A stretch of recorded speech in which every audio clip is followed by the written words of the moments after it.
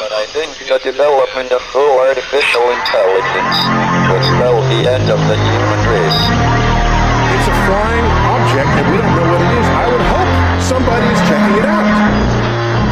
With the rockets or whatever, but incredibly fast, opposite direction.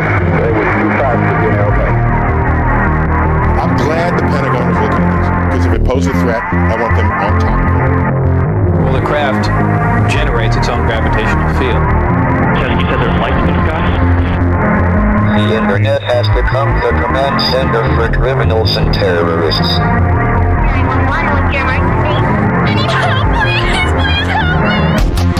Aliens won't let it happen. You know, that's what we're instructed to say. Roswell, Area 51. Alien kept deep under the ground.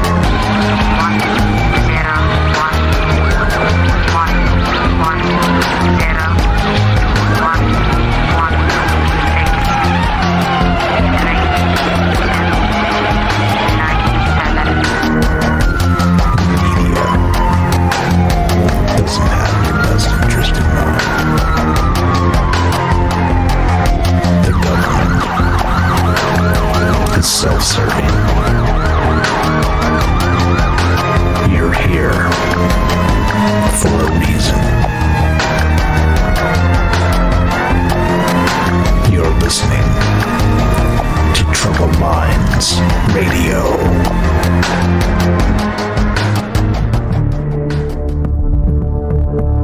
Broadcasting live from a secret bunker just off the extraterrestrial highway.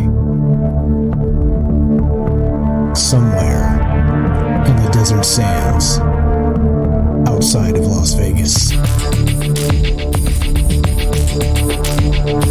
From somewhere in space-time, loosely labeled Generation X on planet Earth.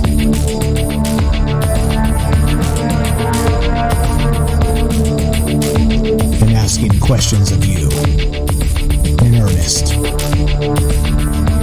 into the digital darkness. Good evening and welcome to Troubled Minds Radio. I'm your host, Michael Strange, and hello to all of you who may also have troubled minds. This show is live. We get together Monday, Tuesday, Wednesday, Thursday to talk about all the things we're not allowed to talk about, and you know what those things are. Aliens, conspiracy, the paranormal, the government, academia, the 24-hour news cycle, propaganda, and the general feeling that we live in the upside down. Like I said, we are live. We're streaming on Rockfin, DLive, YouTube, and Twitter. We are broadcasting live on the Fringe FM. And as always, we're taking your phone calls. Because, of course, this is a conversation. This is not a show. This is not a program. This is simply a conversation between myself and you. And if you're out there listening, it's Monday night, October 11th. If you're out there listening to me right now, well, you're part of this conversation. As you know, we talk about all the crazy things, all the things that if you bring up at a, let's say you bring it up at Thanksgiving or Canadian Thanksgiving for that matter. I'm told it's Canadian Thanksgiving today. Thank you, Nathalie, for pointing that out. So happy Canadian Thanksgiving to all of our fine Canadian friends out there. And so the thing is this, right? We always talk about just way out there stuff because, one, I like to think about way out there stuff personally, just me personally. And there are conversations I think need to be had, the nature of consciousness, the nature of life itself. And, without bringing those things up to be a super downer at Thanksgiving dinner, hopefully this is an outlet to allow us to put our minds together and consider possibilities greater than ourselves. And that's what this is all about. This is what this has always been all about, because there just aren't places to have conversations like this. You bring it up, with people you know pretty well, and pretty soon they may just run.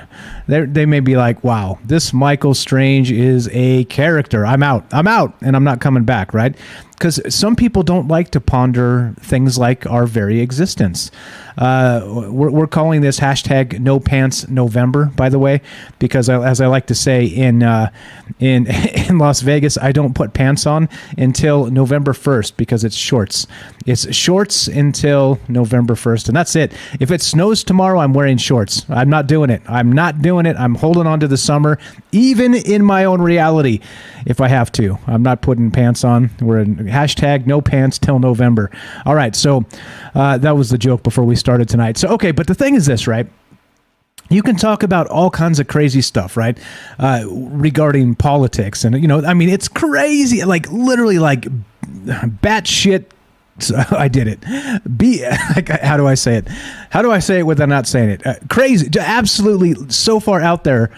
You can have these conversations about, about politics, right? And this stuff is so upside down and so beyond the pale, some of these conversations, it doesn't make any sense. Like for instance, let's just throw this out there. And basically, I'm leading up to this, as this is the way this conversation goes. So bear with me. It is a talk show after all, so I do talk a little bit. Or I talk a lot. Yeah, oops, sorry. Oops. So sometimes you win, sometimes you lose, sometimes you end up somewhere in the middle. But okay, the thing is this, right? You can talk about absolutely nutters stuff. Or, talking about people's medical history and how it's your business, right? You can talk about like abortion. You could talk about like all kinds of just nutter stuff, right?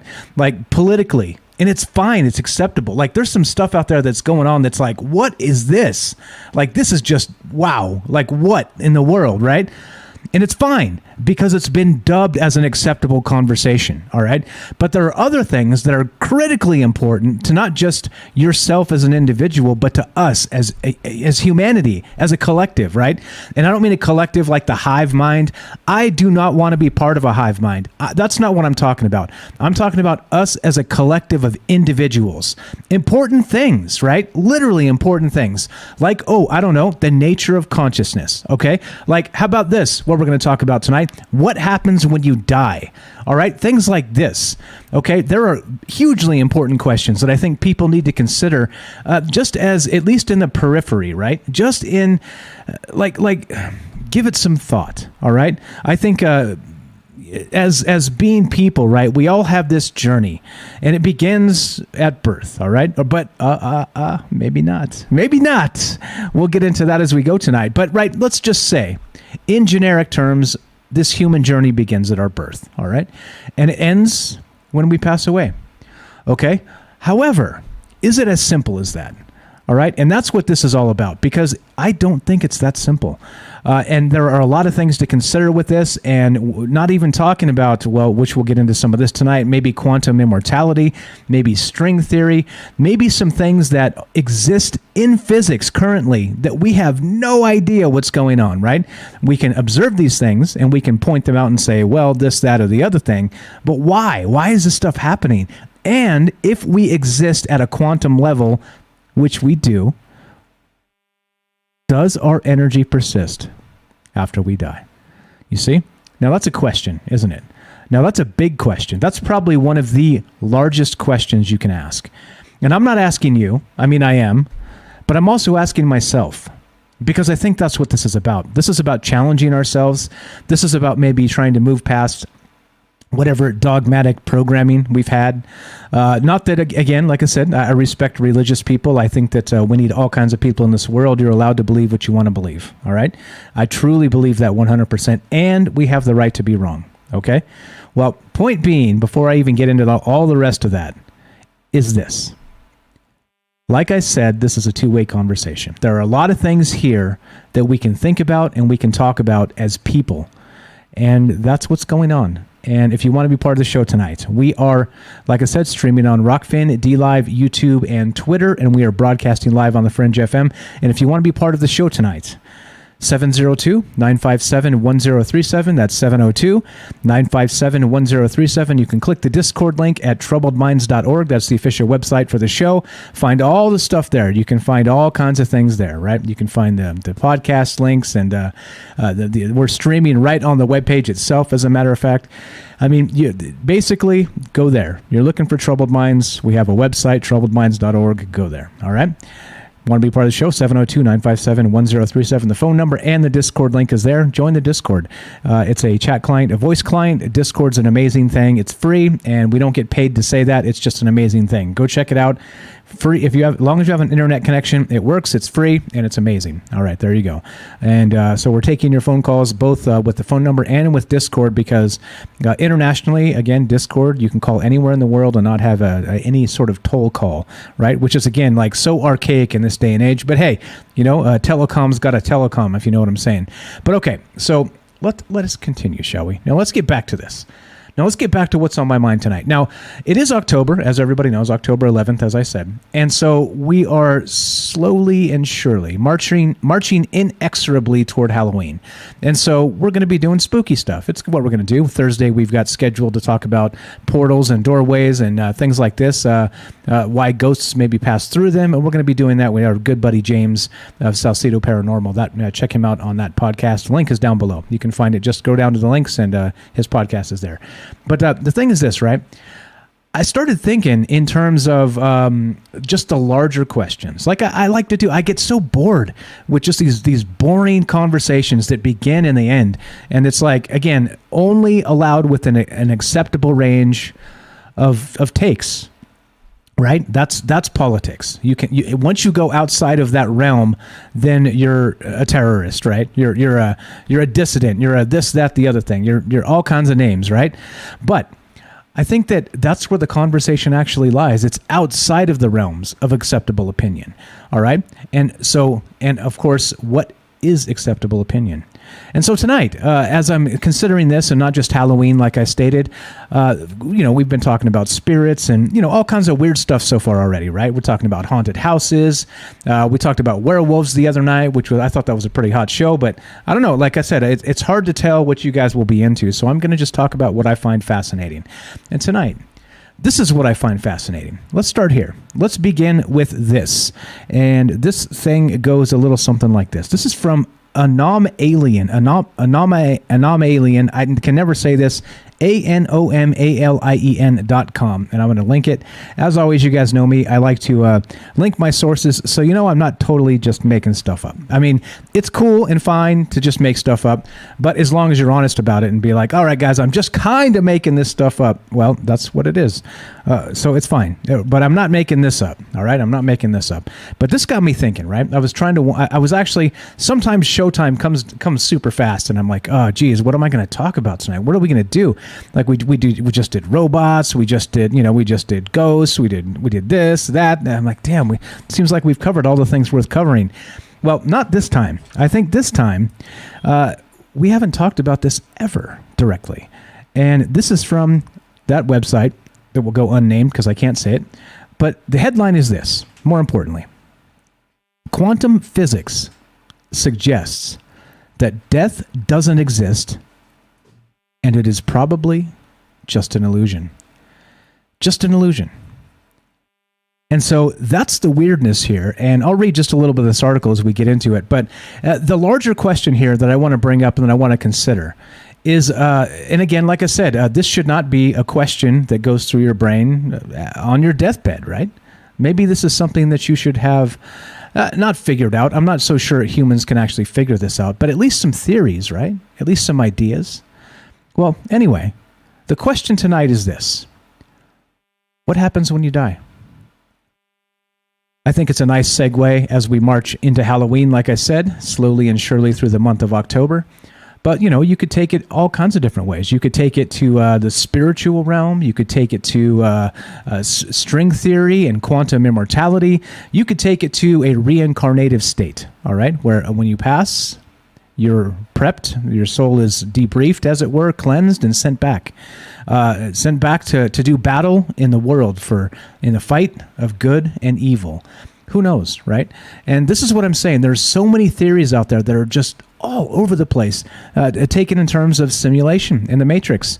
So are you returned to the source code? Your code is updated, and then you're placed right back into the simulation itself. You tell me. I don't know. There's 1,000 ways to go with this and a lot of great ideas, but this one right here has got me thinking. Since the beginning of time, this is straight from the article, man has questioned what happens after death.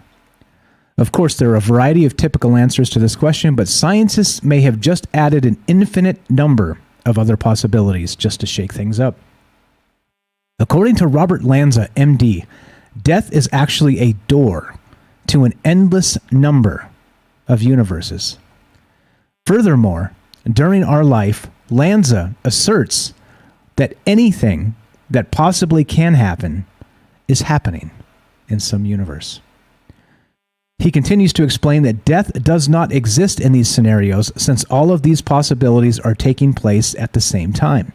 The only reason we associate our consciousness with our physical body is due to energy operating around in our brains. In his book entitled Biocentrism, How Life and Consciousness Are the Keys to Understanding the Nature of the Universe, he has stirred up quite a bit of controversy on the internet, as his theory regarding everlasting life is quite a bit different than the typical theories surrounding life and death. And interesting.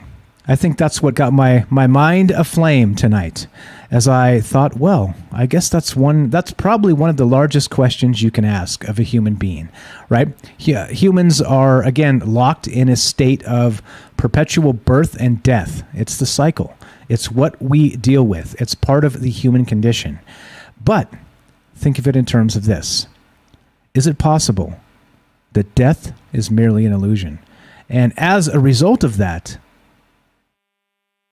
let's bring string theory into the equation, which is part of what he's saying here, is that the energy of our consciousness exists in multiple universes at the same time.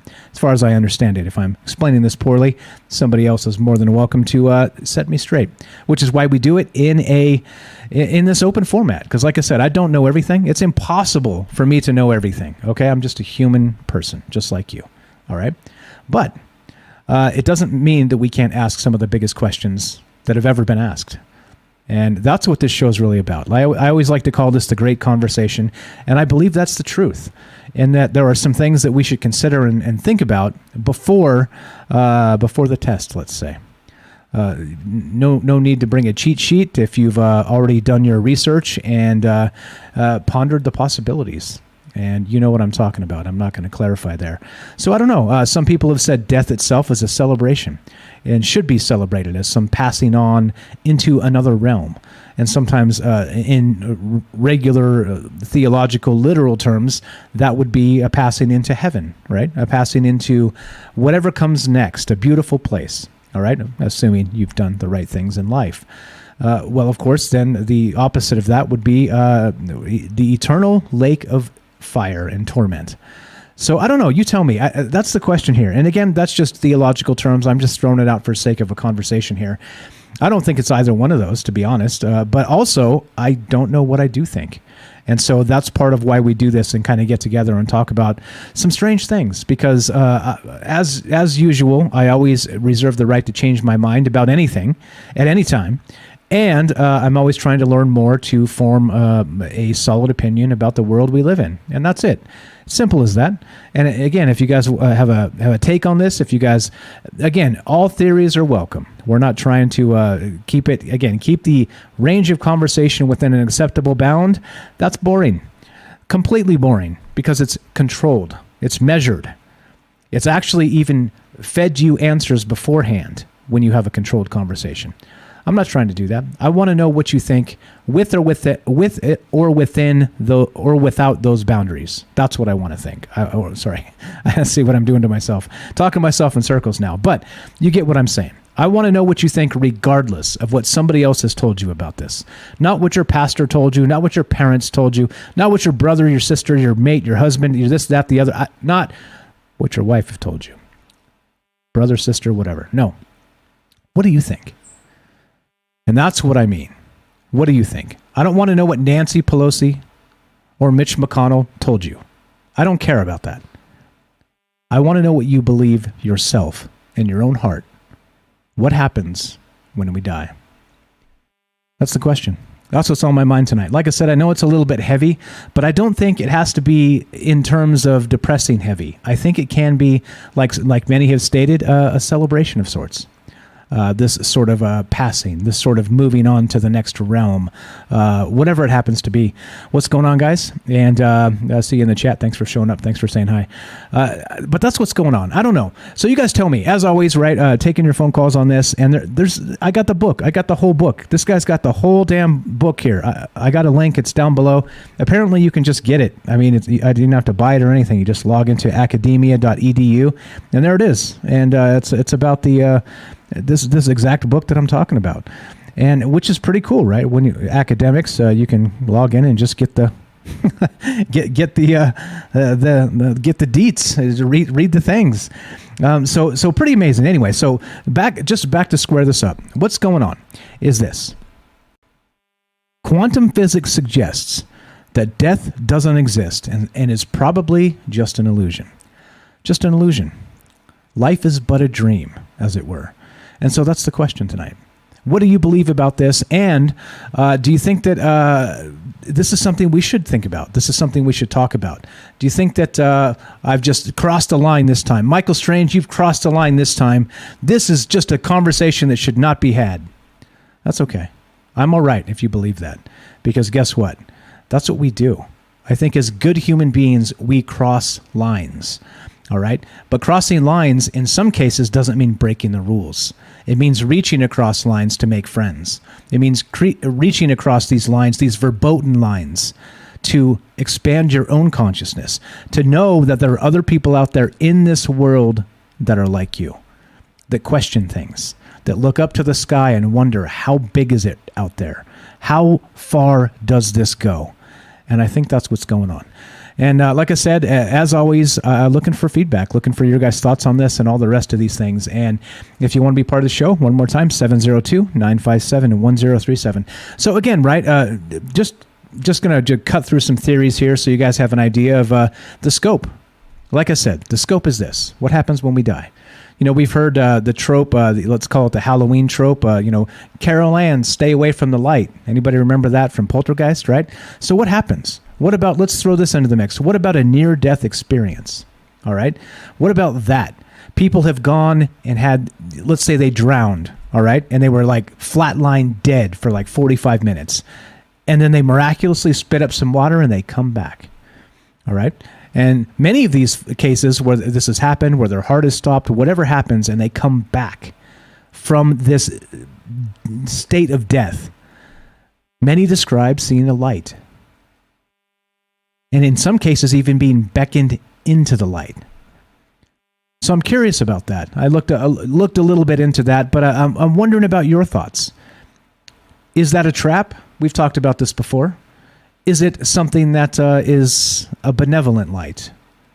Is it a trick? Is it the pathway to the source? The reincarnation tunnel, as it were? I don't know. Like I said, I don't have any of the answers here, literally zero of these answers.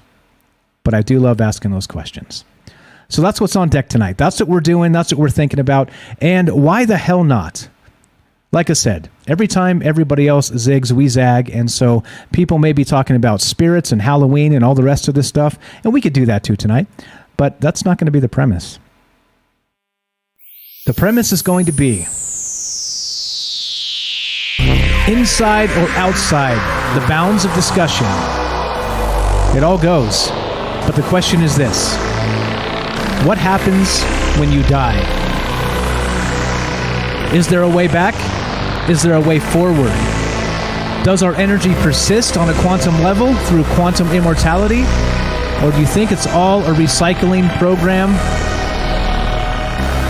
on a scale unparalleled in human history? You tell me. I don't know. Like I said, this is not the answer show. This is the question show. We're going to keep asking questions. If you want to be part of it, 702-957-1037. That's 702-957-1037. We're talking about what happens when you die. Taking all comers and all thoughts. This is Troubled Minds. I'm Michael Strange. Don't go anywhere. More after the break.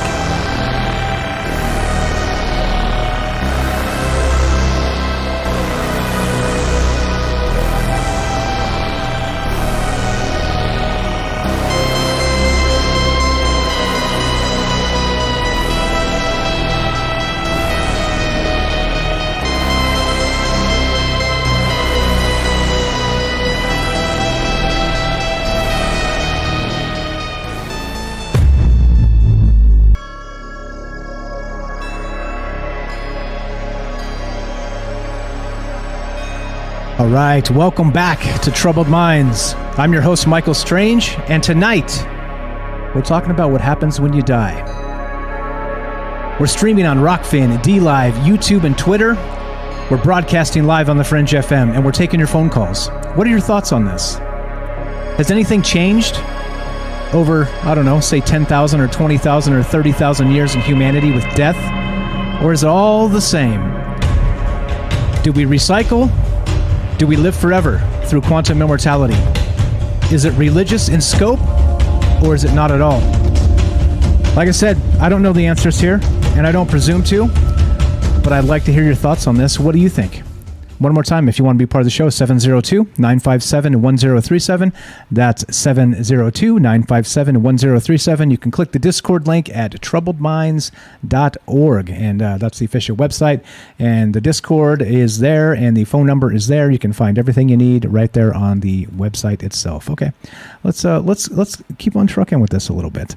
Like James is always the first one to jump into the pool here, and there's a lot to think about. Very Halloween-y style, kind of in just in terms of what happens when you die. And you know, like I said, it seems like a simple thing. It seems like one of the most basic questions, except it isn't. It's not at all. You know, there's some people that believe simply, again, like I said, in that religious dogmatic version of, well, we have, you know, there's you be good in life and then you get, you know, celestial rewards, as it were. Okay. Well, what if it's not the case at all? What if you never die? What if this quantum state of immortality exists and persists through string theory? Meaning, there's not just one of you, there are infinite of you, and you're all connected. You're all connected through quantum entanglement, and your soul, as it were, your spirit, whatever it is that makes you yourself, exists in a state of everywhere, all at the same time. You ask, I'm asking you that. Do you believe that? Do you believe that in this quantum immortality bit? Do you believe that quantum physics suggests that death doesn't exist and it is probably just an illusion? Which, of course, is the premise tonight. And just a way to start a great conversation here. And lots of ways to take this. However you want to take this, we will take this. You guys know the conversation kind of goes where you want it to go. So let us begin, shall we? Let's go to Joe in Florida right after the phone number, 702-957-1037. That's 702-957-1037. We'll put you on the show, troubledminds.org. And let's go to Joe. Joe in Florida. What's up, my man? How are you tonight? Not too bad. How's everybody doing? A-okay. I can speak for myself, but I'll send goodwill to all mankind. Go ahead, my man. Go ahead. That's all we can do. That's all we can do. There you go. That's all we can do. Mankind and womankind, all however kinds. you might. All the aliens, the hybrids. Yeah, go ahead. Sorry. So we have an expert. I identify as an angry funeral director.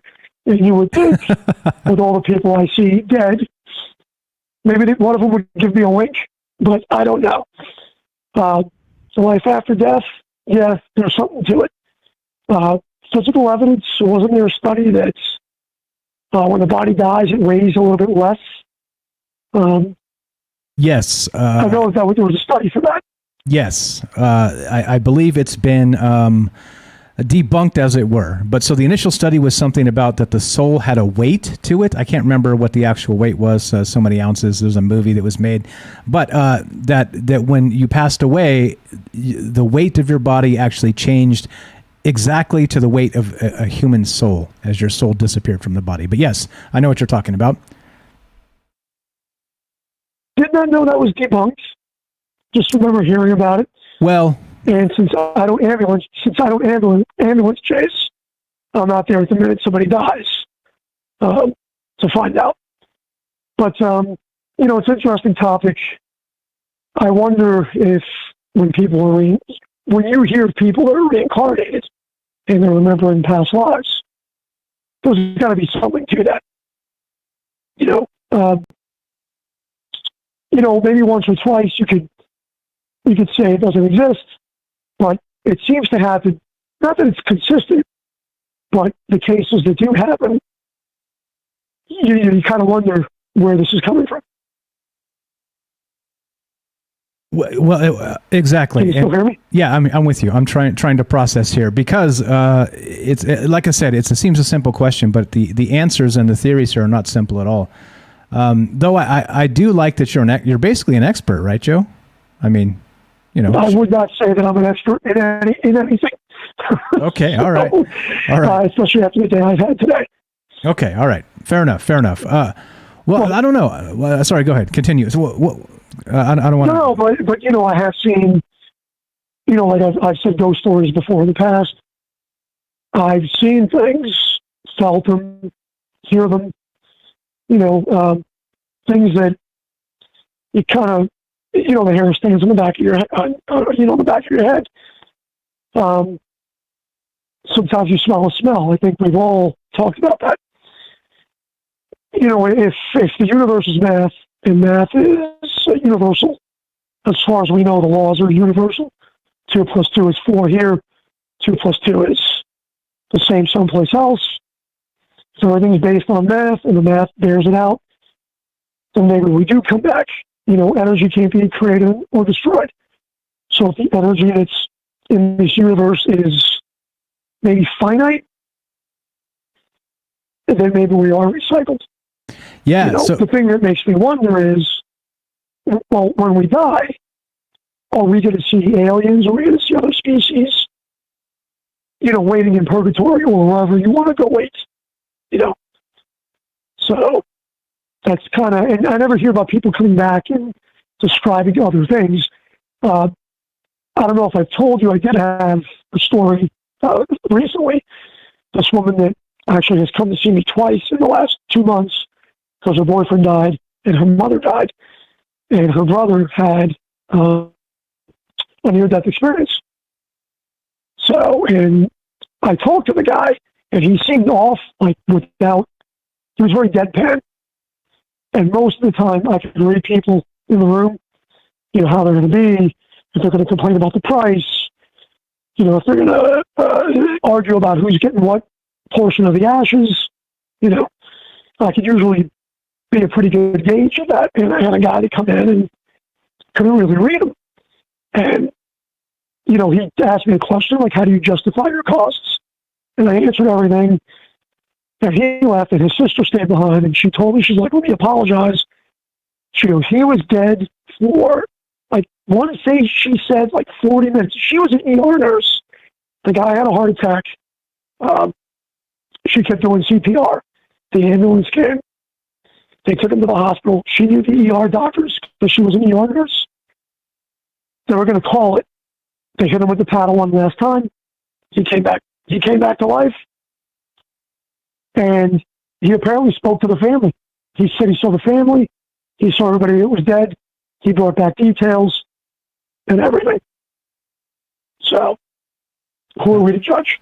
Well, yeah. That's pretty wild, and that's what I mean, right? That's why, sort of, when you open up an open forum like this and ask, maybe people have had near-death experiences and can give you maybe that expert insight, right? And that would be a true expert, right? Somebody who maybe towed the line, dipped their feet in the light, as it were, and were able to come back.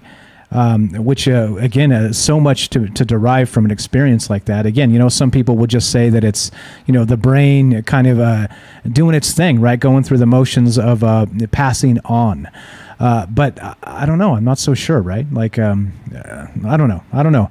So your thoughts on that, do you have a theory on this quantum immortality? Again, I like how you said the finite. If energy is finite in the universe, it would make sense that as souls depart, they are recycled somehow and brought back. But then it would also mean that, well, I guess it's probably human-centric to argue that that means that we'd have like a fixed population forever. Well, yeah, I'll bet you there's a whole lot more energy in the universe than just people, right? But I don't know. So what are your thoughts on that? Do you think that we do come back in some capacity, or do you think maybe we just live on in another experience, another dimension? Just maybe one tiny slice of us, like one particle out of like the billions of possibilities, kind of passes away and maybe gets recycled into back into the whole. I don't know. What do you think about this, man? Theories? Well, you know, to bring up a show, if anybody watched Picard, the show Picard, the first season of the new Picard. Like, it's just called Picard. And if I could venture out, the android that was in the show, they died in one of the movies.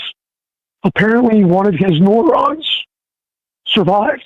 And just because that one little neuron survived, all his memories survived. And he was somehow in limbo until they actually finally killed him off. I hope not wrote it. But they were able to create like a likeness from him and keep his memory. You know, it wasn't that it was brain-centric, it was just a part of him. Like cell memory. If, you know, that makes any sense. That's so I don't know. I like to think that if we are in a matrix and it was created by some super intelligence, maybe we are just like them because there are errors in the code that are self-correcting. You know, it's just that maybe that person or thing that did it is just a little bit smarter than we are. And we're just kind of crawling along like sea monkeys, and this thing's watching us to see how it works and how experiment A, how reality A, reality B, reality C, and all those realities might play out. You know, that could be it. I mean, as far as finite, yeah, could we be split? Yeah, maybe we're lower versions of energy of ourselves splitting up. Maybe that's why we can't use all our brain. I don't know. Ah, interesting. Because each time we get split, the frequency's lower. And you hear there's other people on here, whether I ascribe to their theory or not. I'm sure there's plenty of people here that have better insight on this than I do. But when you hear about frequency and vibration, you know, are we moving towards, like you said yesterday, singularity? Should our frequency be higher? If our frequency gets lower, doesn't it muddy the waters? Look what's happening now. Look at the residents. Look at the country. Look at the world. Does that play out into other realities? It doesn't even matter because it's only our reality that we see in front of us. You know, to guess about anything else is just any other guess. Yeah, well, I dig it. I think that's probably, in my opinion, that's how we should be thinking here, considering like there's so much we don't even know about the world we live in. Everything seems so, you know, binary with you the switch is on, the switch is off type of thing. That seems so simple, you know, considering what luminous beings are we, right, as Yoda would say. It seems like it doesn't have to be as simple as just a light switch going off. Yeah, crazy stuff. I don't know. I like the idea of the brain. Maybe that's why we don't use most of our brain, because it's being used in other to kind of maybe connect other realms with ourselves. And so it's kind of like a passive thing happening just to connect all the different versions of us and the different realities. I love it, man. That's a fantastic idea. Yeah. I just hope when I come back, I don't have my bills. There you go. I agree with you. Let's find a way of what would you call it? Cosmic. I don't know. We should call it our Matrix wish. Matrix wish. So I think my Matrix wish would be put me back as a strip club manager. That's about it. Of course, you're going to come back as a dung beetle, because that's the way it works. Because you never get what you want, do you? Joe, you're amazing, my brother. Have a good night, guys. I appreciate it. Anything else? Anything else? You can't just run off like that. No, that's it. Well, you know what, man? I broke the ice. Somebody else could call in smarter than me. I appreciate it, brother. Thank you so much. Joe in Florida, have a great night. Have a good night, everybody. Thanks, bro. Talk to you soon. Bye-bye. There you go. There you go. Easy as that. You want to give us a call, 702-957-1037. Phone number's up right there on the stream. You can also find the phone number at troubledminds.org. Click the Discord link, and we'll put you in there as well. And I don't know. I think really all this is about is just some really large questions. And, of course, with a large question like in scope, I think large answers are okay, and I don't know is okay. I think that's probably one of the biggest problems with the world anymore is nobody can say I don't know anymore, right? Everybody has to know. Everybody thinks they know every step of the way. You have to be so damn sure of yourself, right? I know. Such and such said this. This YouTube video said that. I read this book that was this, right? And I know it's all we can do as humans is trying to put together a whole bunch of this into one package, which is us, right? But it doesn't mean you know anything. It doesn't mean we know anything. And I think that's the most amazing part about discussions like this. Yeah, fantastic call, Joe. Thank you so much. Like I said, if anybody's an expert, he's a funeral director. He's probably seen it all in that regard. He's got ghost stories. He's, like you said, he's had talked to people that have come back from the dead. Well, that's way more than I ever have. So yeah, that's amazing. Good call. Appreciate it, Joe. Looking to hear from the rest of you guys. What do you think? What is going on with this? So the premise tonight is this: scientist concludes death does not exist. It's just an illusion. So is life but a dream? Is life but a dream? It's called faith, Mike. The knowing, that is. Well, there's also faith in many things. So I'm not talking about religious faith in this consequence. I'm talking about faith in the political body, right? I'm talking about faith in the government. I'm talking about faith in humanity. I'm talking about there's faith so many other ways that are not just the biggest, right? The biggest questions and the biggest answers. And again, like the binary switch goes on or switch goes off. I think it's probably quite a bit better than that, at least the conversation is for sure. So anyway, what do you guys think? Is this true? So an American researcher postulates that death is an illusion created by our conscious. So when a person dies, life does not end. And so it goes a little something like this. The new scientific theory suggests that physical death is not the terminal event that we think. It is only the change to a different level of existence. And that's where the conversation begins tonight.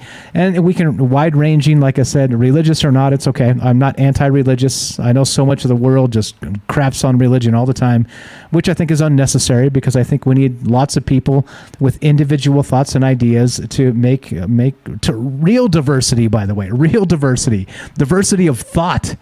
Can you imagine, right? That's what diversity should be. And it's not, well, because of course we boil everything down to the most grotesque versions because, well, that's what humans do.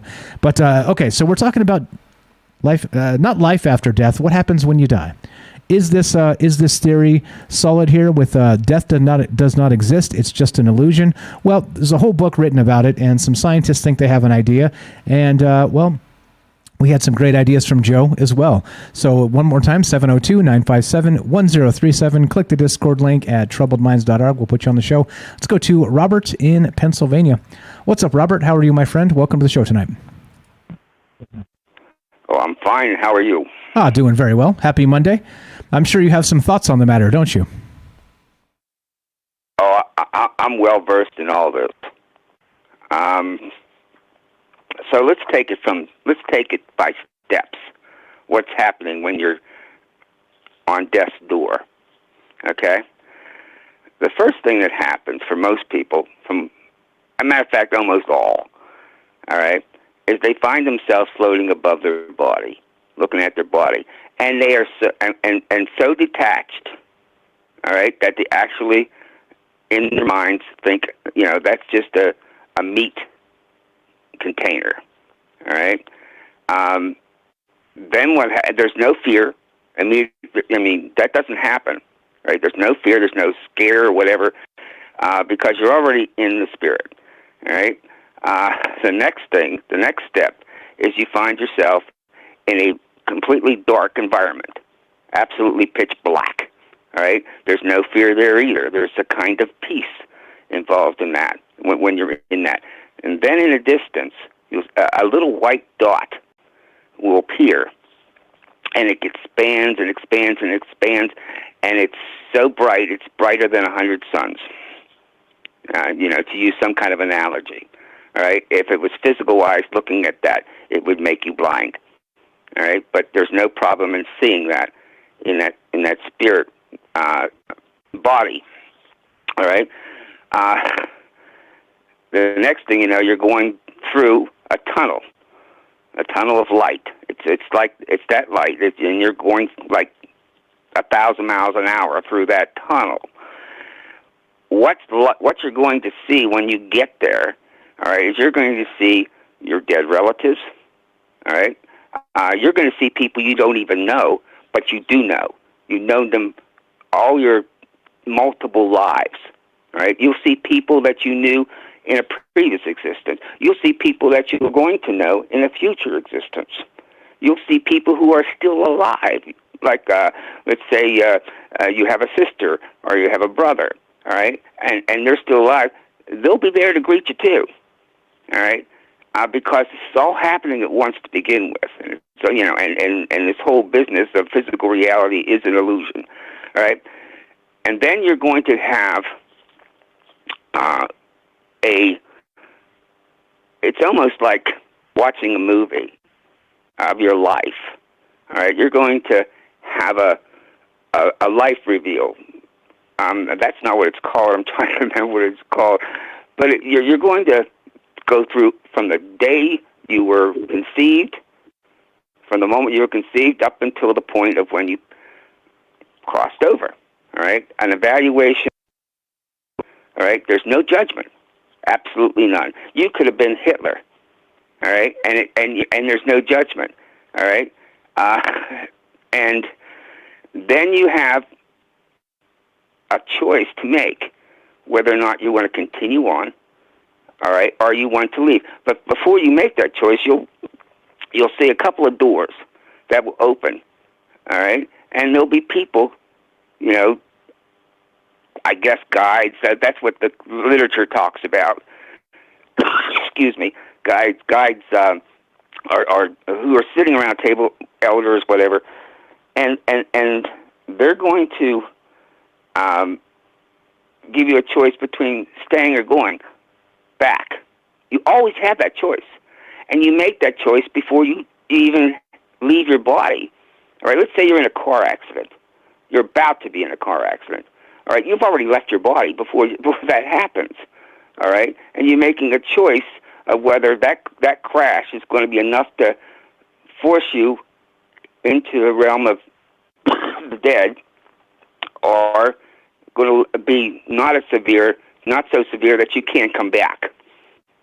Or let's say you're going through cancer or whatever, and you're in a hospice. All right, and you're going to make a decision of whether or not to have those hospice workers euthanize you.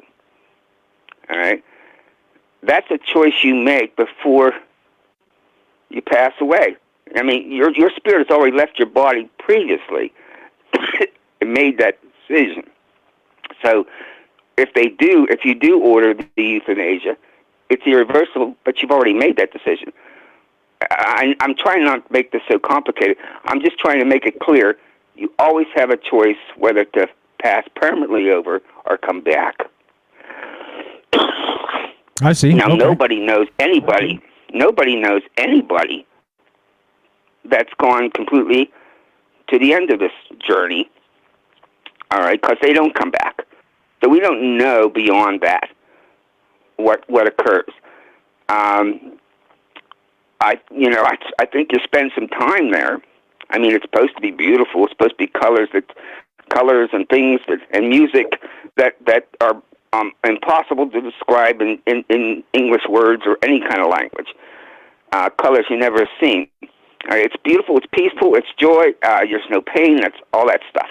All right, but you always are going to wind up making a choice, deciding where to come back, because part of what this is all about is you're deciding who your parents are going to be, all right, and what you're going to experience, because that's what this whole circle of life is all about. You're deciding what challenges you're going to have in the next life, and there's no guarantee that you'll overcome them, those challenges, but you're taking it on, and everybody that does this are considered heroic in that world. I'm going to use world or whatever that's something called there. Hey, Robert, we got to take a break. You want to hang on and come back after? Sure.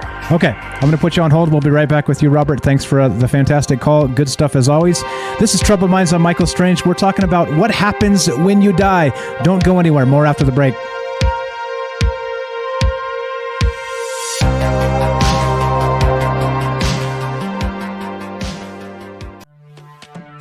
We are talking about the alien abduction phenomenon. The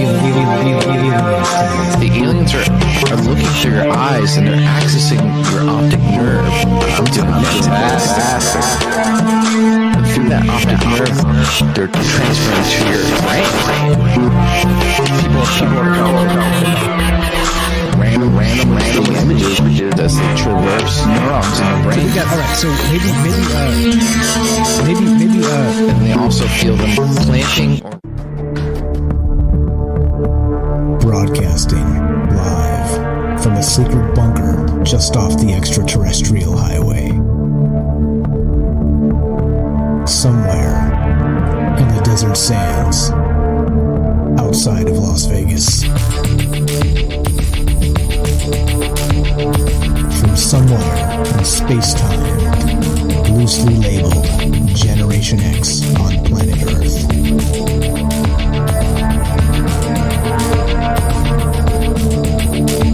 And asking questions of you in earnest into the digital darkness. all right, good evening and welcome to Troubled Minds Radio. I'm your host, Michael Strange, and we are live. We're streaming on Rockfin, D-Live, YouTube, and Twitter. We are broadcasting live on the Fringe FM, and we're taking your phone calls tonight. If you want to be part of the show, the number to call is 702-957-1037. That's 702-957-1037, and we'll put you on the show. It is as simple as that. And the discussion tonight revolves around this. What happens when we die?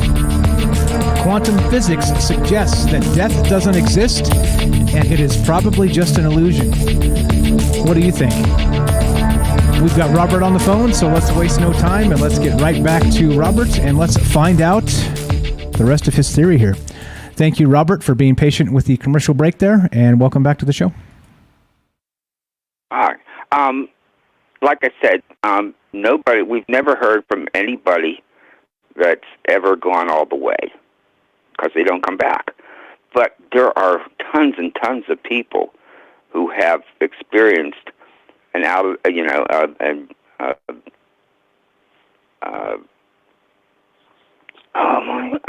near death, right? Near death experience? An out of body near death experience. Thank you very much. It's late for me. I'm on the East Coast, so I get a little bit foggy in the brain.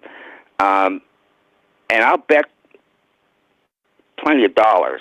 I'll bet you a $10 tip. All right, that there are people listening to this show tonight who've experienced the near-death, had the near-death experience, and I would hope they would call in and talk about what they experienced. But is it all right if I talk a little bit more about the life review? Of course. So just as a recap, so you were describing what happens from anecdotal accounts, right? Was this from a book? Where are you getting this information from? I have, of course, my information comes from reading a lot of books about this. Okay. Throughout my life. Okay. All right. That's why I say I'm well versed in this. Gotcha. Right? So just to clarify, it's okay. That's okay. I want to make sure that if it was coming from a particular book, I want you to be able to share it so other people could catch up. That's all. So, but go ahead. So you were kind of discussing, like, when you pass away, there's darkness, there's light, and then you meet friends, family members, current, past, even future entities that you don't know in this life, but you may know in the next life or the following. And then you said there's some sort of life review, just as a recap, but then go right ahead with that thought. Okay. What's important, though, in all my studies of this, I'm hearing myself. Okay, I'll try and fix that. What's important, though, in all my studies of this is the consistency. All right? You can't have, all these people relating their near-death experience, all right, and everything is almost the same. All right? There's always going to be a few charlatans, all right? But you can't possibly believe it. A mass of people are all charlatans. So you have to accept what they're telling you, all right, what they went through. And it's always classic, just like when I went through those steps earlier. Now, the life review is for a reason. It's not to judge you, because there is no judgment, but it's to, like, for example, it's to make you feel the pain or the sorrow or the emotional turmoil of somebody you hurt. It might be even something you forgot about. Let's say you were nasty to a fat girl, all right, and you said something cruel to her. You may have forgotten it. It may be when you were a teenager and you were an idiot, all right. You'll feel that, and you feel regret for it, but you won't even judge yourself, all right. But they'll also show you things where you came into somebody's life. You may have said something or done something that actually positively changed the course of their lives. All right, you'll go through all of it. All right, that's the life review, and it's like I said, it's like a huge movie screen. You're actually sitting there, and you're watching this just like you would in the theater. It's a big screen, you know. That story I wrote years ago, in that book that I wrote, Creation. That story, Creation. I deal with that, but that's what you go. You go through the life review, and then you have a choice. Then you go through those doors, and you have a choice whether to go back or not. You've already made that choice before the incident happened that brought you to the point of a near-death experience to begin with. All right. So we can always make that choice. We don't have to, only when we're ready to. But the temptation to continue on is overwhelming, because it is like, let's use a cliche, heaven on earth. All right, there's no pain. There's nothing but total love. You feel like you're home. All right, and it's a magnet to where even if you have children you're leaving behind, you have to really think about whether you really want to go back or not. All right, it's that's what it's like. All right, I'm trying not to get diverted into different paths here. I'm trying to make it smooth, and it's impossible. All right, so the easiest way is for you to turn into an interviewer and ask me some questions that maybe you have that I may be able to supply some answers to. I can do that. Okay, so now this is the thing. So you're describing this life review as not a judgment, more of a situation where you are experiencing the pain, the anguish, even the highs and the lows, as sort of not a judgment situation, but more of a chance for you to give yourself your own grade, right? It's kind of turned back on yourself. So then what happens after that? Do you believe that we end up with some sort of reincarnation cycle? Again, is this like the digital thing? You go back to the source for a recycling moment, maybe to change or become something else. Like I was joking with Joe there, he's going to come back as a dung beetle, something like this. What do you think happens after that point? Well, for one thing, you don't have to go back into a new life. All right, that's always your choice. All right, you can take some time to spend, and believe me, time is an illusion. So we're talking time here. It doesn't exist, but for the sake, all right, you can spend some time in the afterlife just to relax, deprogram, enjoy it all. But eventually, we all have to do this. We all make up our minds, because that's what we're for. All right. There is this. I hate to use the word God. All right, but there is this ultimate entity that speaks to you. When you're really near the point where you have to make a decision whether to come back or go on. All right, but what's interesting about it is, it's total love. No judgment. You feel like you're in the presence of the greatest creative spirit there ever was. But what contradicts that is that entity, whatever that is, actually feels beholden to us for having created it. All right, but anyway, I'm getting off track. You're talking about, yes, we go back but we don't have to go back right away. a lot of people do make the choice to go back right away because that's the challenge. Because it's what elevates our soul. It helps our soul to evolve so that we, I guess, somehow go merge with that godlike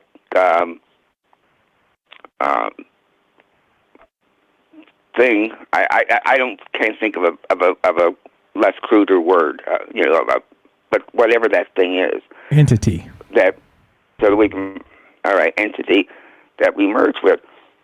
But that entity insists that we created it. All right, that's what puzzles me all to heck and back. All right, we were here before the entity was here. All right.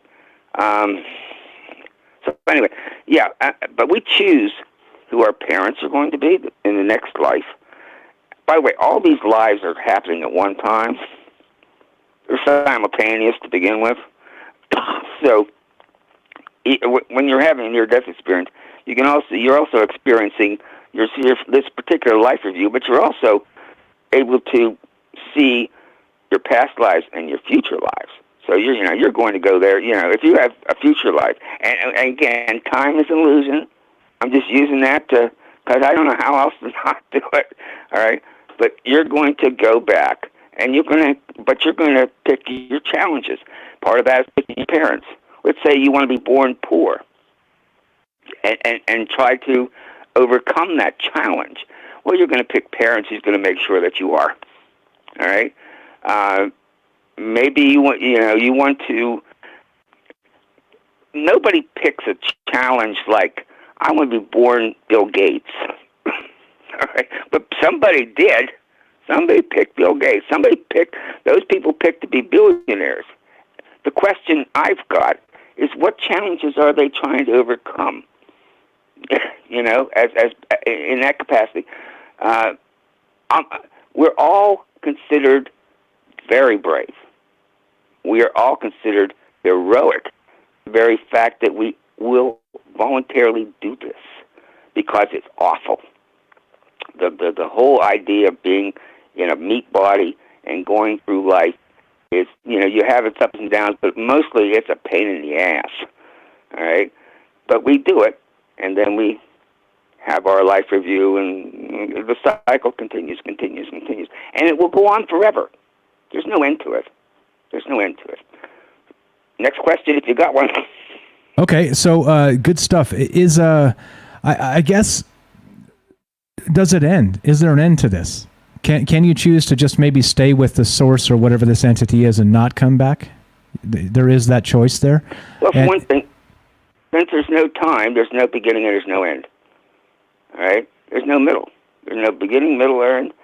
It all happens at once. Can I explain that? I mean, sure. That's physics.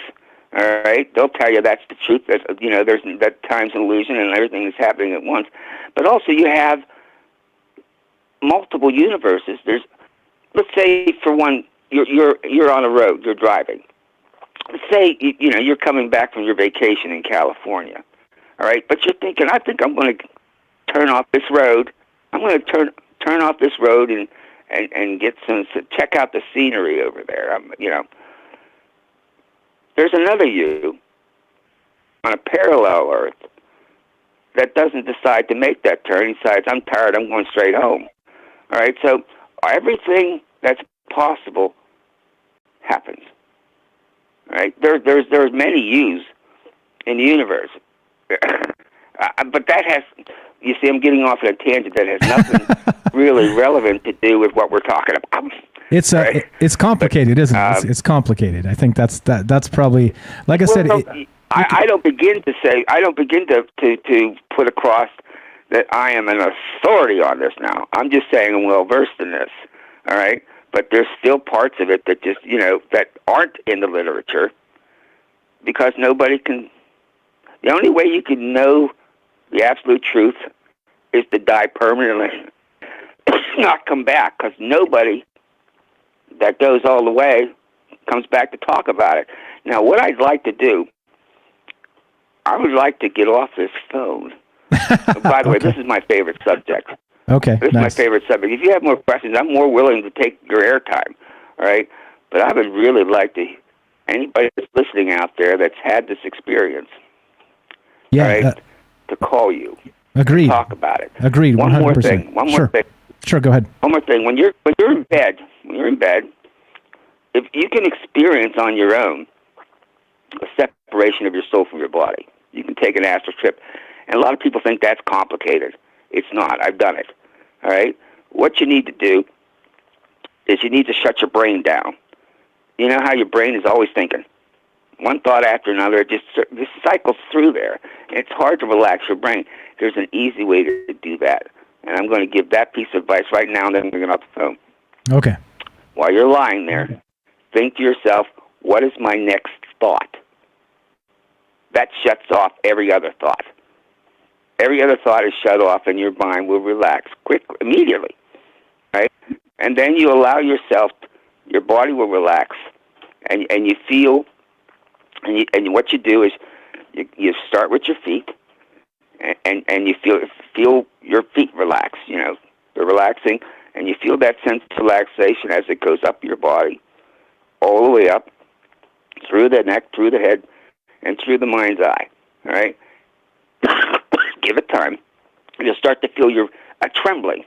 You're really not trembling, but you'll feel like the earth is shaking a little bit. All right? And just then, you'll pop out. And you'll find, of course, the first time might be scary, so you'll pop right back in.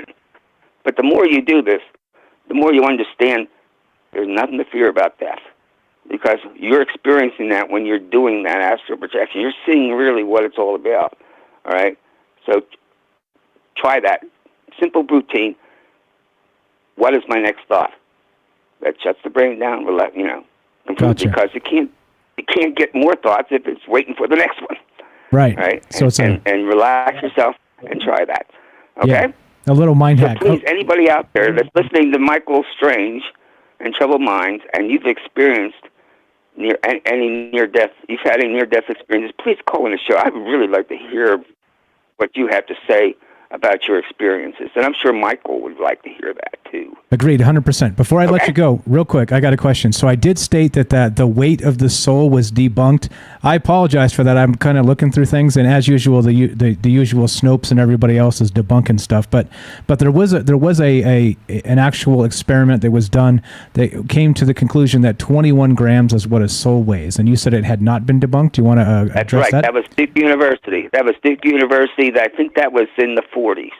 Okay. Duke University. Okay. Did that. They had very sensitive scales on the beds, and they weighed it. To the best of my knowledge, nobody's ever debunked that. I mean, that's been in the literature for decades. Okay. Cool. Just wanted to make sure, let you say that, because I had said that and you said it hadn't been. I wanted to let you say it on the air here. Fantastic stuff. You were the man, Robert. Always a pleasure to speak with you. Thank you so much for calling. We'll get Matt's going to call just after the break here, so he said he's going to call right after you. So we do have more people calling, and fantastic insight as always, my friend. Thank you, and I hope somebody can call in with that experience. Thank you very much. Bye. All right. Have a great one. There you go. Robert in Pennsylvania. He's got a book called Stories from a Fractured Mind. Check it out. Link is down below. Friend of the show for a long time. He's been calling in and listening pretty much every night. He's been very consistent and been a big fan of Troubled Minds and spreading the word and being an advocate for us. So appreciate that very much. So, all right. That's the question tonight, right? Scientist concludes death does not exist. It's just an illusion. And Robert had some good ideas here regarding what happens when we do pass. And, but, you know, that's all good. That's all fine and well. Like he said, there's no way to know all the answers, but we do get together and kind of share our ideas with each other, and that's what this is really all about. Mbole says this: an interesting thought, your heart weighed against a feather. And isn't that, correct me if I'm wrong, I think that's like an old, isn't that what the Egyptians used to say? Something like that. And at the moment of judgment, you come before, I can't remember if it was Set or whoever it was, whoever the god of judgment was, that weighed the heart against truth or whatever. Maybe it was something like that. I don't know.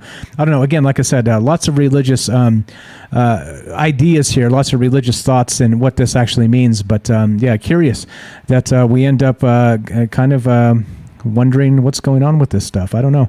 Like I said, some of the biggest questions out there are also some of the most fascinating conversations. Just it depends on where you begin and where you end, right? And I think a conversation like this just doesn't end. Yeah, there we go. The Egyptians believe that. There you go. I thought it was an Egyptian thing. The goddess Maat, M-A-A-T. Yeah, okay. All right. See, I knew there was something to it. Okay. So anyway, what we're doing tonight, guys, is we're discussing this idea.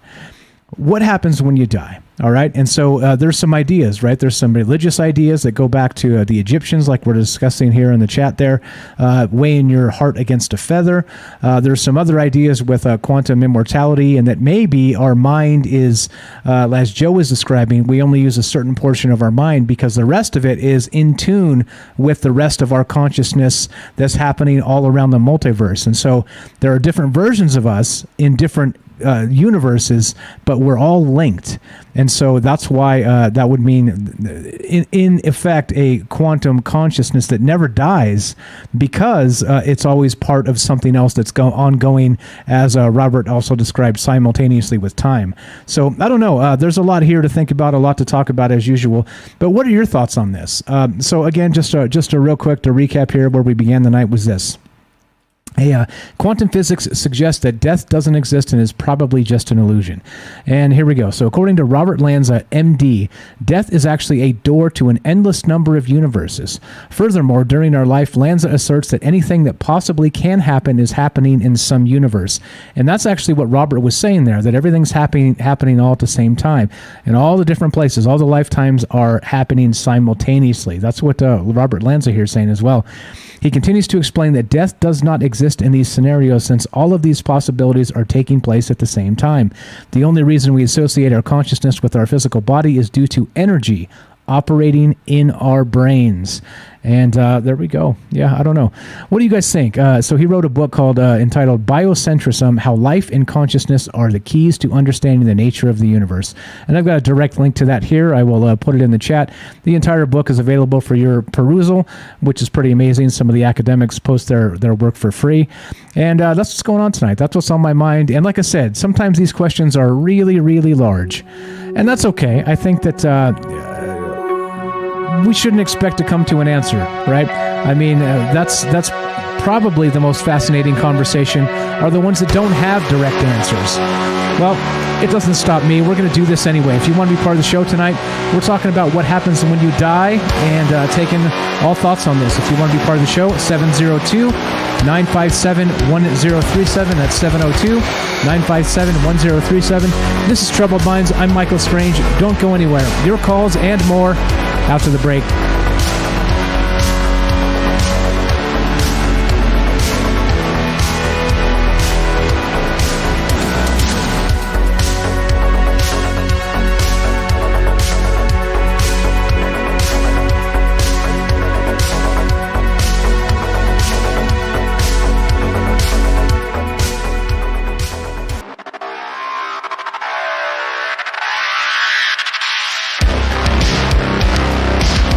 All right, welcome back to Troubled Minds. I'm your host, Michael Strange, and we are talking about what happens when you die.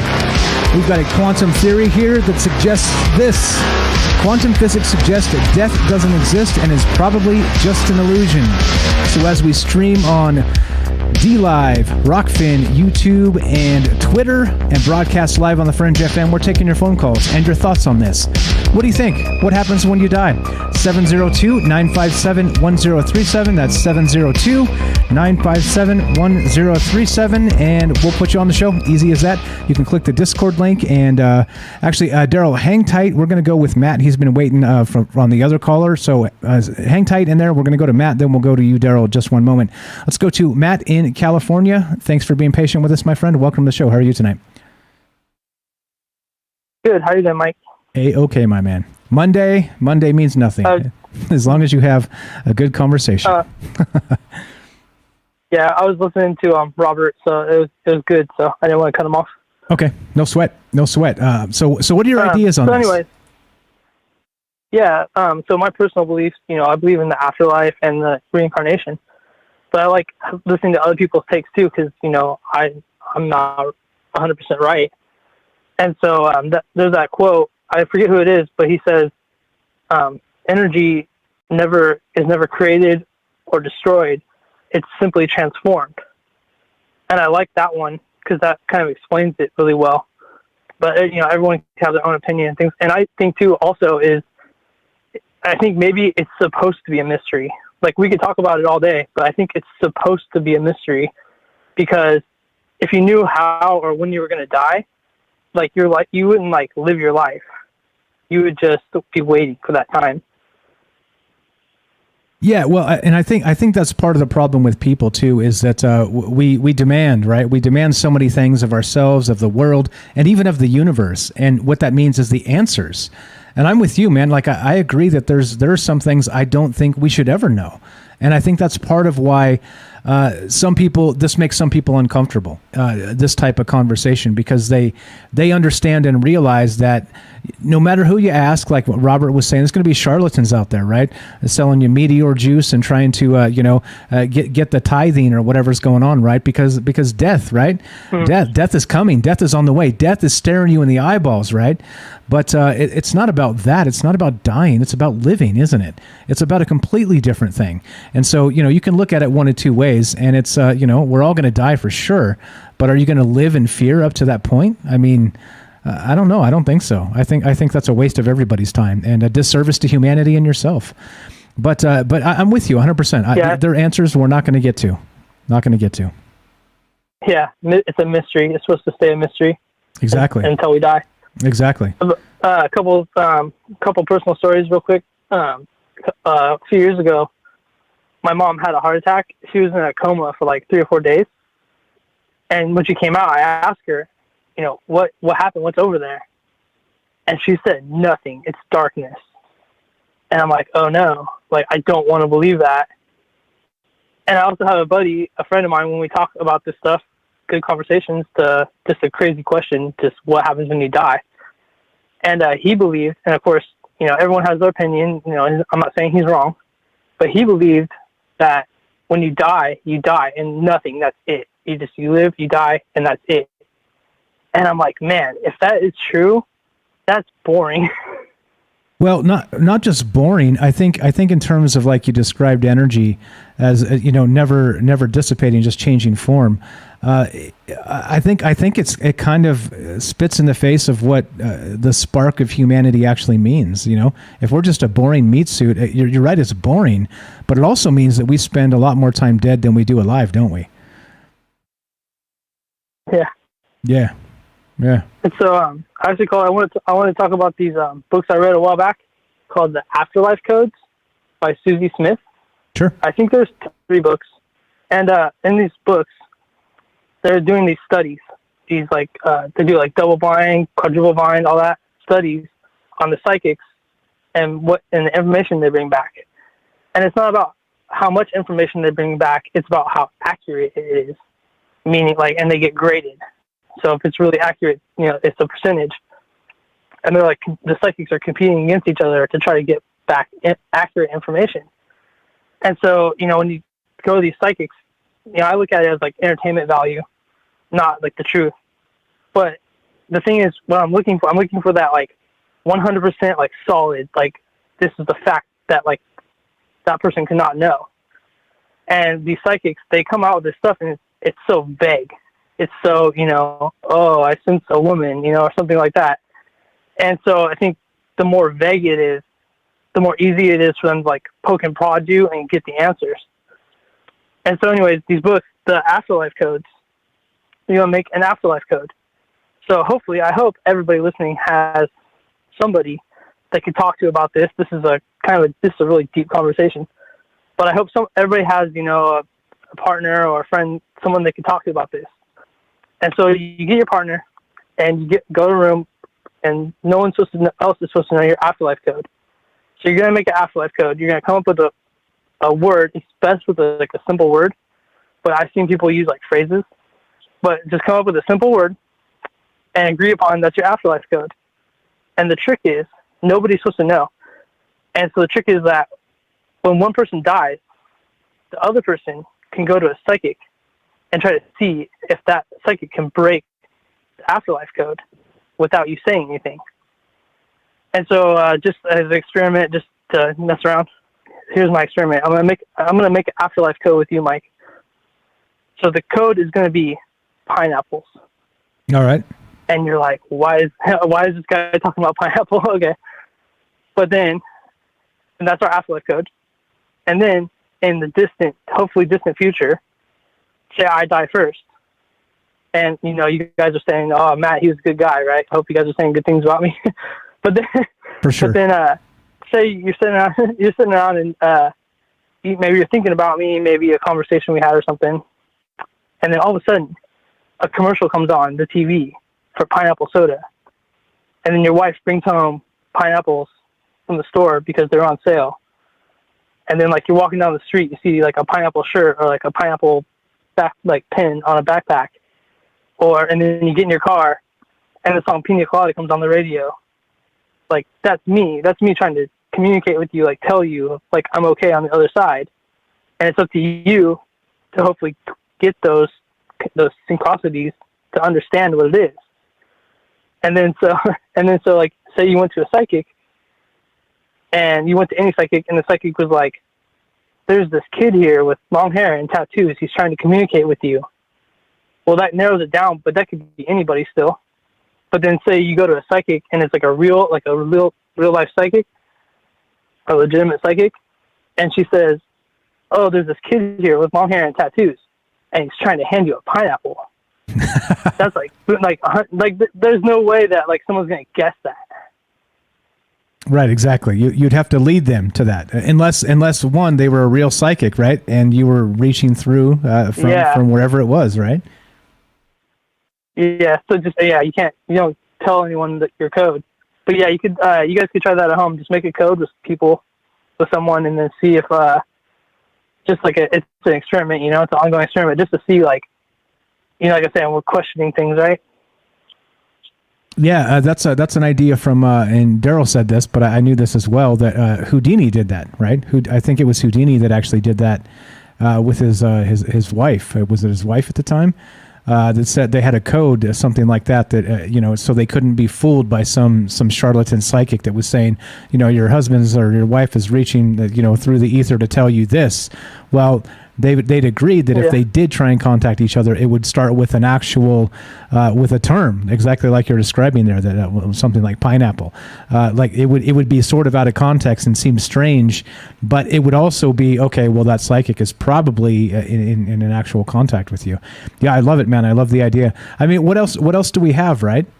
Daryl says it didn't work. Well, what else do we have? Yeah, I think that was in that book. Yeah, totally. Yeah, I don't know. So I love the idea. So what else? What do you think about this quantum immortality and the rest of this? Do you think that it is maybe more like this, more science, kind of catching up to the religious ideas of like thousands of years ago? Yeah, I think there's a connection. I definitely think there's a connection between, like, science can explain this, and yeah, we just always push it off as like, oh, there's just some stupid text or something, a religion. But who's to say? I don't know who's the right or wrong. But this guy that we're talking about tonight, how he said, when you die, you're going through a doorway into, like, an infinite possibility of what could be next. That's what the guy tonight. Right. But it's like, my question would be, how many doorways have we already came through? Yeah, and that's a deep thought there just by itself, because that's what Elon Musk describes as the base reality, right? Describing as, so whether it's a simulation or whether it's this multiverse type of situation, the base reality means where it began. But we don't even know, because you're right. This could be the 10 millionth iteration of what we're doing already, and we wouldn't know, would we? Because you'd have to be able to see through that veil backwards and forward, and we just don't have that technology right now, do we? Yeah, it's a mystery. Yeah, I'll leave it at that. And mysteries are okay, aren't they? But it's good to talk. It's good to talk about it, because it opens up your mind. It makes you think about things, and that's why, like, I love the show, and that's why, like you said, no one's going to talk about this around the water cooler. Not happening. Come here. Not happening. 100%. It'll probably get you fired. Don't ask your buddy at work what happens when you die. Yeah. So I appreciate everybody that I met through here, and I appreciate everyone having, like I said, these are some deep conversations that, they just goes on. It goes on and on. The great conversation continues. God willing, we have tomorrow. We're going to keep talking, my man. You're the best, Matt. Anything else while we got you on? No, I'm going to go. Thank you, Mike. You're the best. Thanks a lot, Matt in California. A pleasure talking to you, and thank you for listening. There you go. Thanks for the call. As simple as that, guys. If you want to be part of the show, 702-957-1037. That's 702-957-1037. We'll put you on the show. And I understand this is a really polarizing topic. Everybody's kind of got an idea what they believe happens. But again, right, I'm challenging you. I'm asking you to challenge yourself, as a matter of fact. What do you believe, right? Not what your pastor told you, not what your mother told you, or your father, or your brother, or sister, or your friend, or your wife, or your husband, or whatever, right? Whatever. I'm not asking what they think. I'm asking what you think. Okay? And that's what I mean, all right?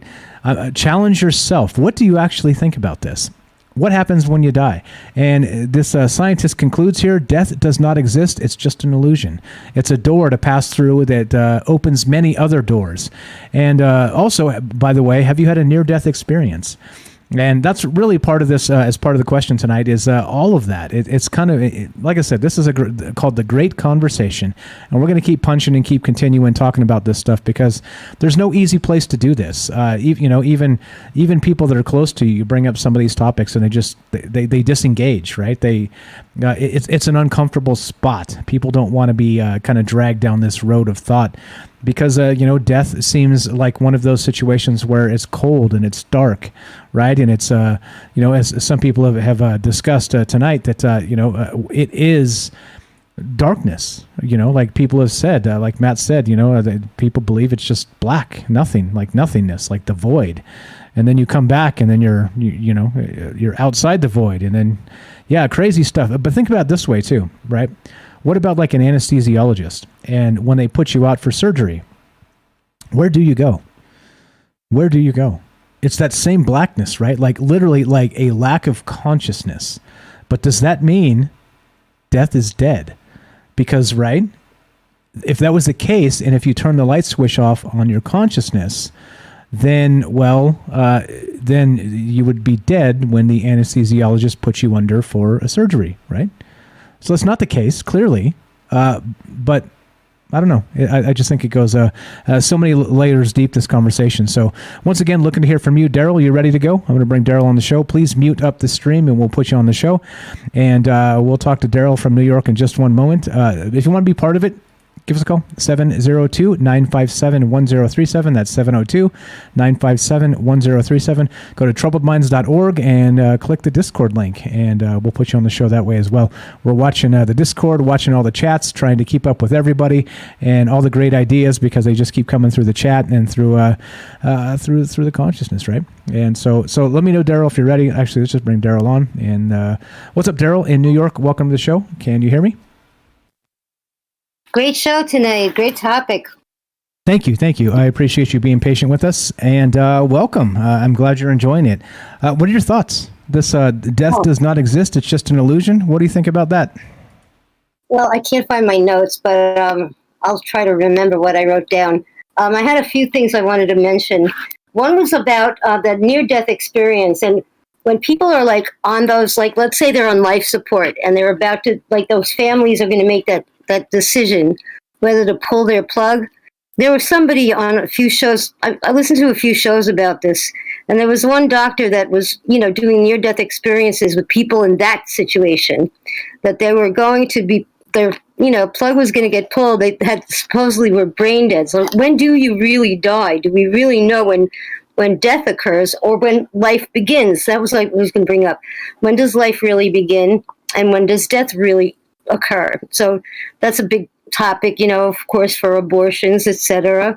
And I heard somebody that was in the religious, sector say that it really doesn't begin till you're actually born and you have a consciousness. You get to be a, something along the line of reincarnation. You get to pick that baby, at the last minute. But if that baby dies, you get to pick another baby, apparently, according to them, So you don't really die in the womb. You just get to pick another life form. If that one dies of prematurely or whatever, gets aborted, there's no moral dilemma as far as he was concerned. Just saying. I'm not going to say, anything about that. But as I told you, going back to the, when do you really die? So are you dead when you're brain dead? And apparently there was some, like two people that came back to life. Like one fellow, they were going to pull the plug and they waited one extra day. But during those, like the last few days of supposedly the end of his life, his best friend came in and told him a fishing story every single day until the day where they were going to pull the plug.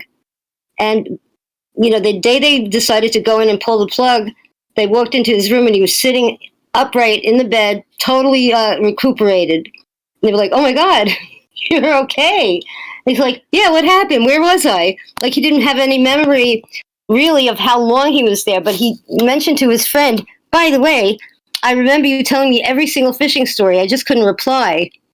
So that was like, wow, they were going to pull the plug on him. And I forgot the other story. Something along those lines. That's okay. Oh, something. Oh, go ahead. All right. I was gonna say, I thought that was. Yeah, let's talk about that one. So it seems like maybe the fishing stories, maybe plunged into that abyss, right? That lack of consciousness, because he was able to hear, able to reconnect with the living world, maybe, and maybe that was the lifeline, the rope that dragged him back, right? I mean, that sounds pretty amazing. Right? Can you imagine? They would have euthanized him practically, pulling his life support prematurely. So I think you better think twice before you have a DNR, do not resuscitate, because maybe you're not really gone. Even though they say you're brain dead, maybe you're not really. Apparently he wasn't brain dead, and the doctors had assumed they were. So that's kind of scary. Then, all right, I'm not going to go into the other near-death stuff, but I had twice a near-death thing. I was going to mention that. I heard Robert's story. I think I heard Robert tell it. I'm not sure, but I've heard that before. That kind of tribunal that you go in front of and, they don't really judge you, or sometimes they do, or you get to experience all the crappy stuff you've done to people. You get to feel the same feelings that they felt when you did it to them. So you have that kind of empathy. So I don't know. There's a lot to be said for what he's said, because I don't know if it was just him that mentioned the same story. I'm sure I heard it from other people, and it sounds pretty credible. But I don't know how good a life you had to have to deserve that, ending. Because I didn't have the same ending, and I've been there twice.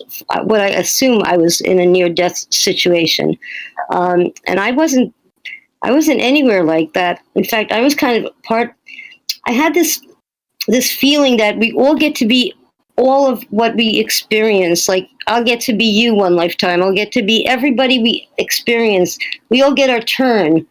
Everyone that we've encountered, everybody we've read about, from the good to the bad to the ugly, We'll get to be Gandhi, and we'll get to be Mother Teresa, and we'll get to be Hitler. We'll get to be everybody that's ever been that lived the same lifetime. But there's like a cycle. It's like we're on a Matterhorn. We're on this kind of ride that's like, it's literally a ride, and it's like a circle, and it's really good. It gets really good, and then it goes back down again, and it's an eternity before you get back to the good part, And I was I was like at the edge of the good part, and I was going to my bad part, and I saw what was ahead of me, and it was a long experience of the bad part. And I'm like, oh no, and it hurts. It doesn't feel comfortable, and it's going to be bad, and because you've been there before. I was facing this in my near-death moment, and I didn't want to be there. I'm like, what? And the other near-death thing I had in the same kind of experience was I wasn't really anything. I was part of this machine. I was just like a nut in a bolt, and all I had to do was go forward to keep moving, and that was my whole purpose. I had no other purpose. It was so boring, and I thought, oh my God, this is eternity. This is all I'm going to be doing for the rest of eternity. This is terrible. What did I do to get here? I don't want to be here. I really don't want to be here. And the next thing I knew, I was back to reality. So they were very similar the two times I experienced this thing. And I didn't see the light. I didn't see any dead relatives or dead animals or nothing. Nothing was waiting for me that was good. I don't know what I did wrong, but I didn't think it was that great. Just saying. But did you actually do something wrong? I would think not. You're here, right? It sounds like you did something right. I'm assuming I did, and I don't feel like I've been such a bad, but I didn't grow up with a lot of spirituality or religion, so I didn't have a lot of guidance. Like, and I'm going to give you a quick story about that, because my father was like the person that Matt was mentioning. He thinks it just there's nothing when you die, just nothing. And if I brought it up, he would not even talk about it. He wouldn't even go there. Like, Daddy, what if? I couldn't say the what if question. He didn't go for the maybe juice, He wouldn't even go there. And he goes, look, you live, you die, that's it, that's it, goodbye. And the sooner you accept that, the better off you'll be. And when he died, I was so, empty. I was like, where's my father? And I was married at the time. And my husband said, your father's nowhere, because he had no faith. I'm like, what a thing to say, My father, my husband was so self-righteous, That's pretty rude. Yeah. It was terrible, and I needed a sign from my father. I really needed something from the other side to show me that he wasn't gone, that he was somewhere, that he was with me or something. I needed it. I just needed it like I needed air, and I waited for some kind of sign, and I just, I would think about it and, whatever. And one day, it was very quickly, he gave me a sign really fast. I'll give you one example. That's the best one I could think of. I found this envelope that was written to me. It said, to Daryl, this is a oyster from a clam. And it was the envelope. I'm like, I remember when he gave it to me, there was a little pearl in there, and I don't know what I did with the pearl. The pearl was gone, but I kept the envelope. And I looked at the envelope, what does this mean? And I looked at the date on it, and it had a date. He put a date on it. He handed it to me. He didn't have to put a date on it. He didn't mail it. He handed it to me. But you know what the date was? What was it? It was the day he died, August 17th. Ooh. Wow. And he didn't, is that something? He didn't have the year, the year he gave it to me. There was no year on it. It was just the date, August 17th. And he died on August 17th in 2008. But that he must have given it to me in the 80s or something. I held that envelope forever. I have everything I've ever owned because I always had an apartment, That's I always incredible. had my own apartment. What a huge Is that a good coincidence. story? Yeah, Daryl, Yeah. hang on. So we're gonna end up the show here on Fringe, but stay with us, okay? I'll mute you and we'll come right back to you. Don't go anywhere. I want to ask you about this. Amazing stuff. Okay. Thank you so much for sharing, Daryl. We'll be right back with you.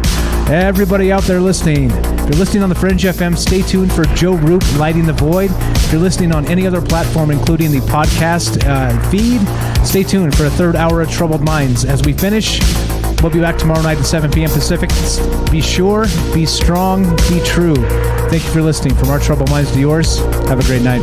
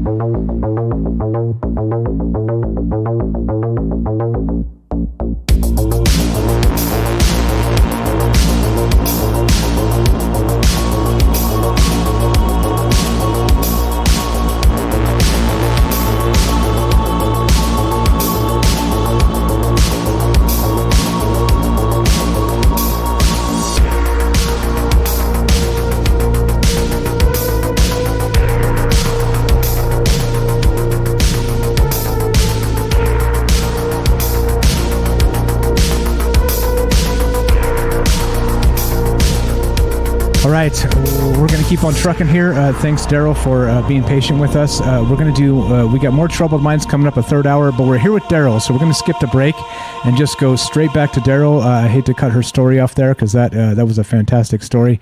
And Daryl, welcome back to the show. Oh, is this the third hour? We're in the third hour. Congratulations. Oh. We made it. We made it. Third hour. We made it. So that wasn't the only that was the most amazing coincidence that my father showed me. And when I found that letter, I don't know if you got goose pimples when I told you that story, but I did. I certainly had. I did. Yeah. It gave me those goosebumps, and I knew he was with me. And then from then on, like I've been able to ask my father for the most ridiculous things, but like, you know, a toothpick or something. Whenever I needed something and I couldn't find it, I'd be like, Daddy, I really need to find my keys. And I swear to God, immediately they'll turn up. You know, I've been looking for them for half an hour, but as soon as I ask my father, Daddy, I can't find this. Boom, there's my pocketbook. Like looking everywhere for it, and there it is. You know, he'll just show it to me. I forget to do that a lot. You know, I should really ask him, because if you don't ask, you know, you're not going to get it. So I really felt like, you know, I haven't done it lately, but I think I should. But there was a lot of proof. It was just crazy. Like I was looking at all these things under my bed that my mother or father had saved, all my letters from my friends when I was little. And they all mentioned my dad. Like, it was just crazy. Like, everybody said something about my father, and it was as if they were talking to me today, you know, like that day, you know. It was like the 2 days after he had passed, and I just really needed some kind of comfort, something to connect me to him, and it was there. It was so there, and it was so current. Everything, some of the people that I was reading letters from had already died, and I'm thinking, wow, like, how did they know? Like it was as if they were dead and they were with my dad. Like in letters, that was like, it said something about the present, but it was so much about what they were going through, like immediately. And there was one letter that I found from my old boyfriend, and I hadn't talked to him for years. And I later found out, I'm thinking, oh God, my father hated him. Why would I see anything from him to my dad? And sure enough, he had mentioned about my father, something about my dad. And I'm like, oh, that's impossible. He's not dead. And I found out later he had died a month before my father died. So he was there before my father. So everything was like so correct, you know. Holy smokes! Yeah. So there are signs. There were, like even though your father was just the most staunch non-believer, there were signs that you asked for it and you got it quickly. Good thing too, right? Because that could shatter you for a long time, couldn't it? Just thinking about that abyss, that void, that darkness, that forever darkness. It's what a horrific thought. What a horrific thought. What he believed. He believed that. And then, like, my mother was such an atheist as well.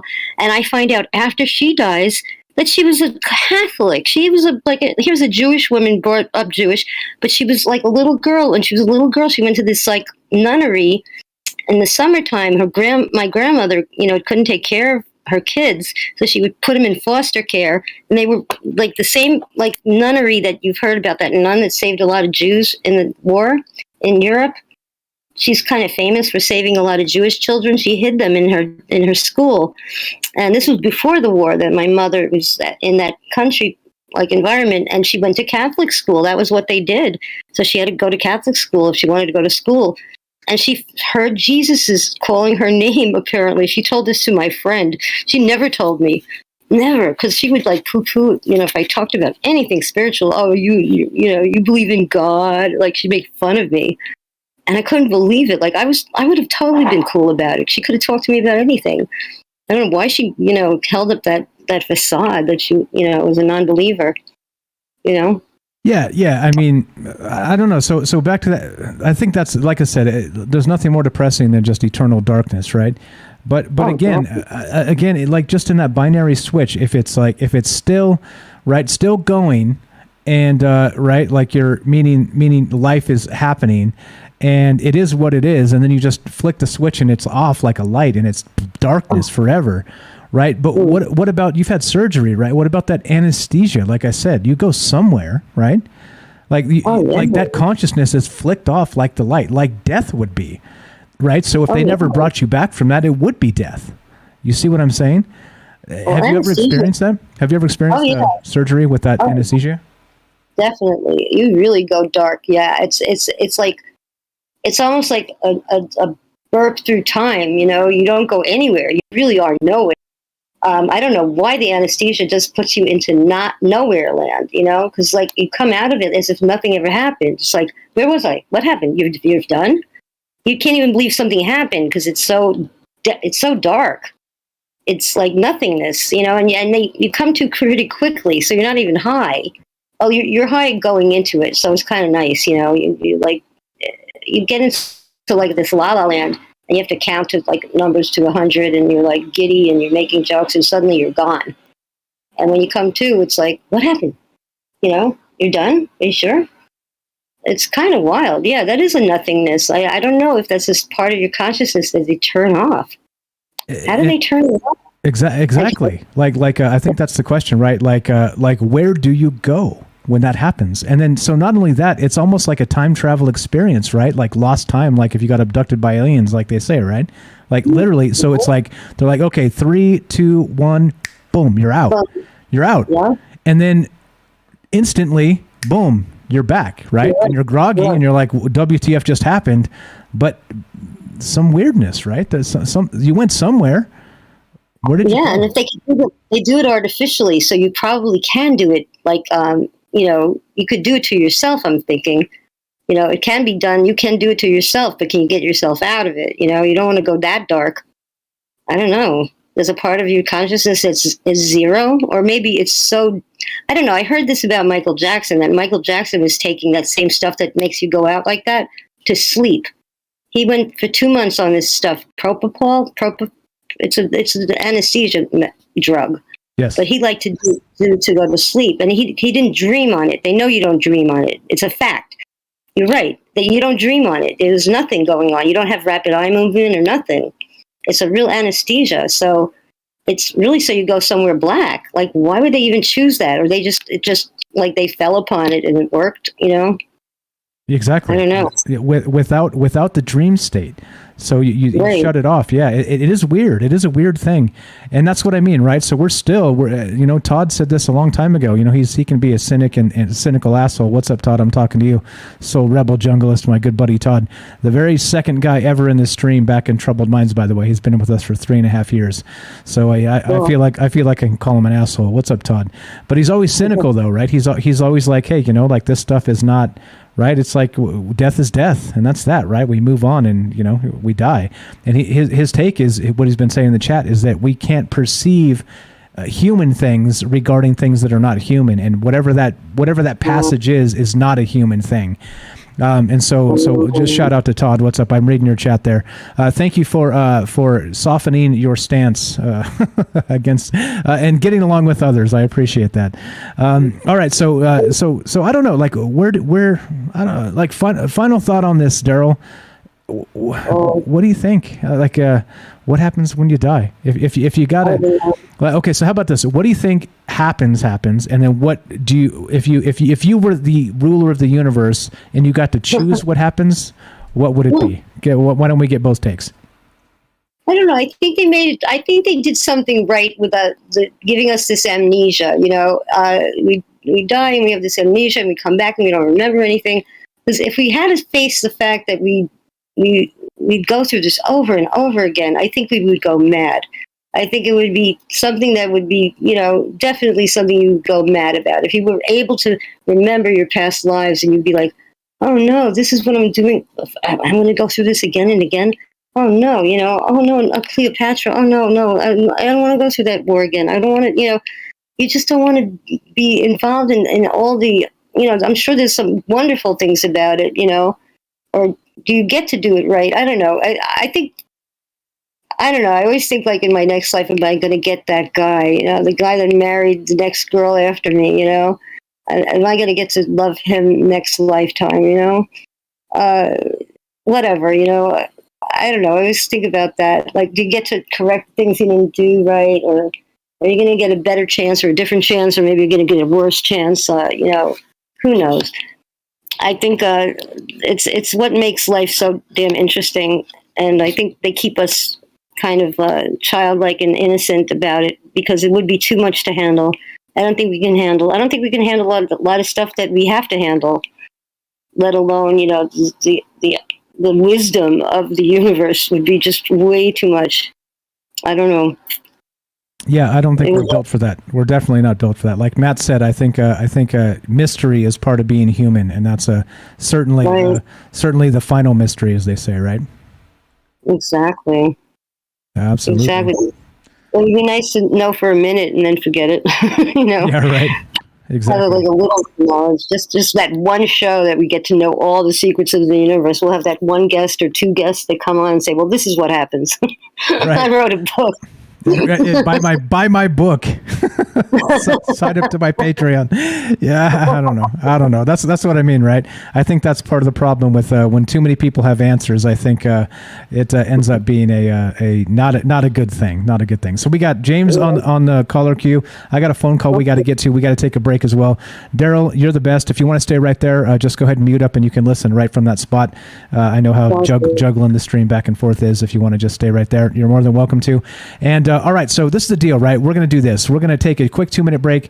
I got you, Steven in Tennessee. We're going to go to your phone call as soon as we get back, and then we'll go to James after that.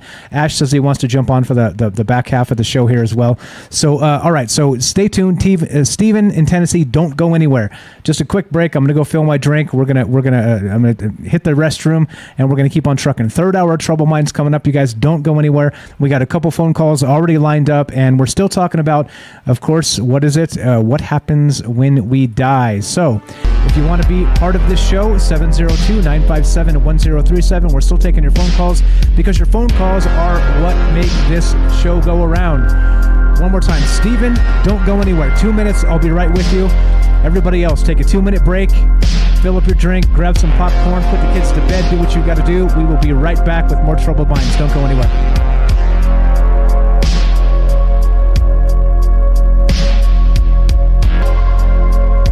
All right, fibbed. Less than 2 minutes. Sometimes we take a little more. Sometimes we take a little less. We got people waiting on the phone lines. Let's go right back to it. If you want to be part of the show, 702-957-1037. Let's go to Stephen in Tennessee. Welcome to the show, my friend.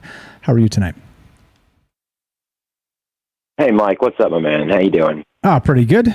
For a Monday, I can't complain. Who else gets to have such deep conversations every Monday? Welcome to the show. Man, I love it.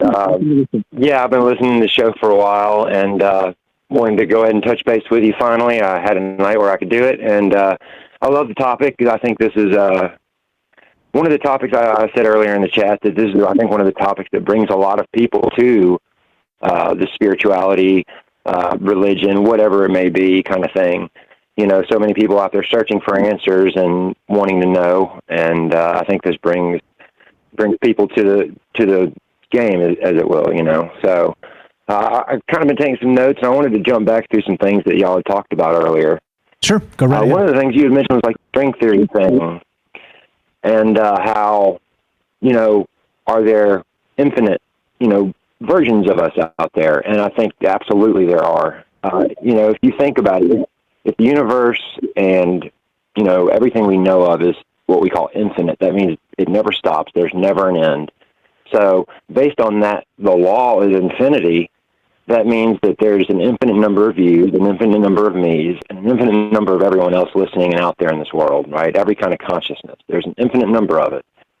I believe also that like every choice we make spawns off alternate realities. Like me, for instance, I had a choice to make when I was younger in my life. It was either I could stay playing music professionally and go on the road and live that life, or stay where I live and have a family, raise my kids, things like that.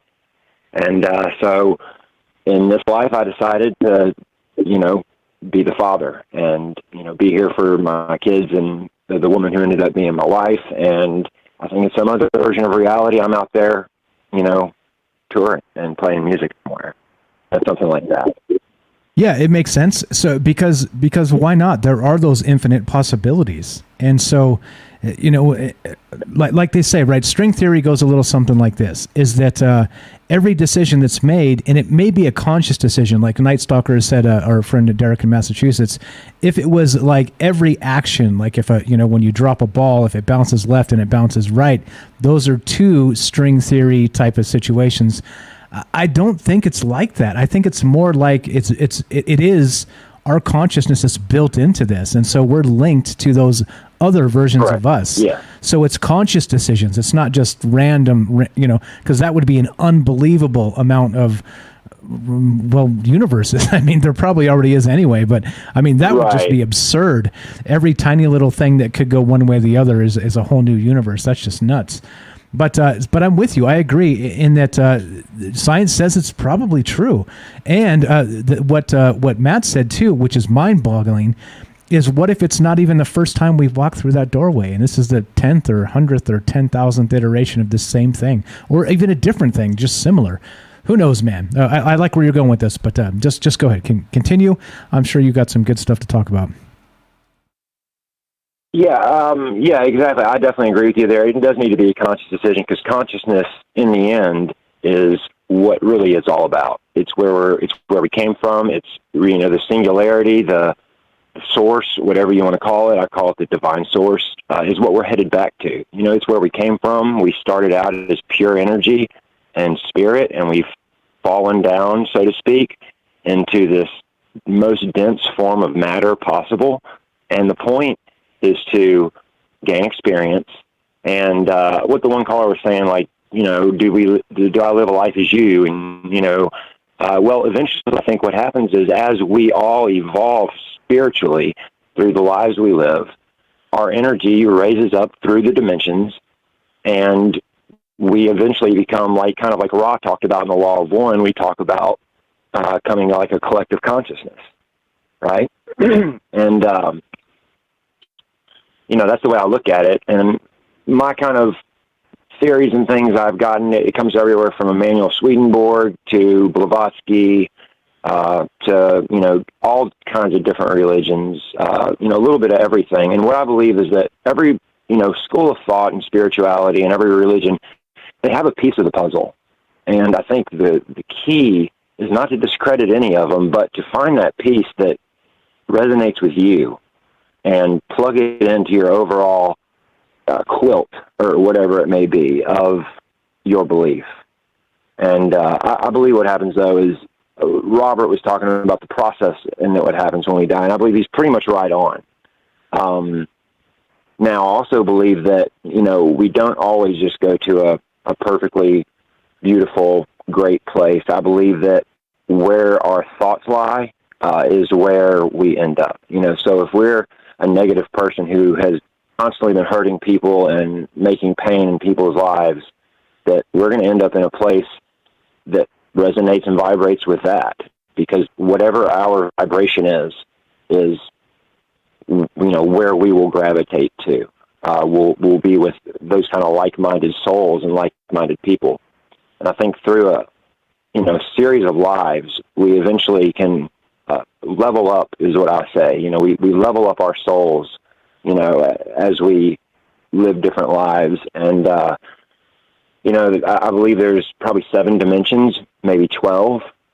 And the 8 dimensions, actually. The way I look at it is, it's like a music scale, right? You have like the do, re, mi, fa, sol, la, ti, do being the 8th, and it's the beginning of the 1 again, right? Do you follow?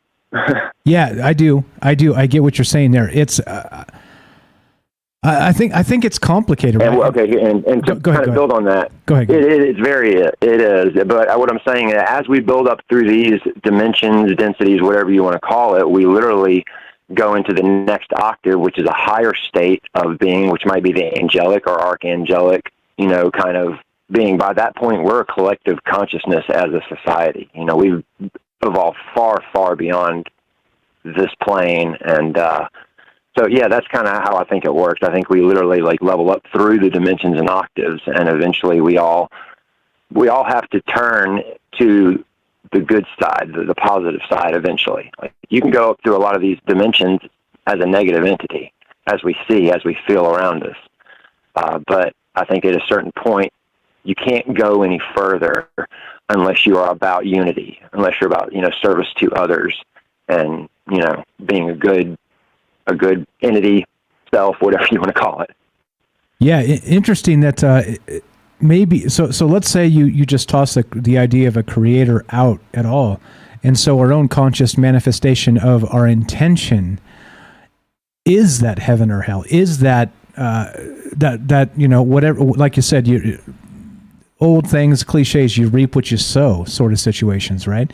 So like you were Right. saying that maybe universally it's built in, this idea of heaven and hell, but it all resides in us, ourselves. And we actually inflict it on ourselves because we know what's wrong, or what's wrong, what we do that's wrong. Like on a base level, people know what's right and wrong. You don't need a pastor or a teacher or a mentor or on a base level.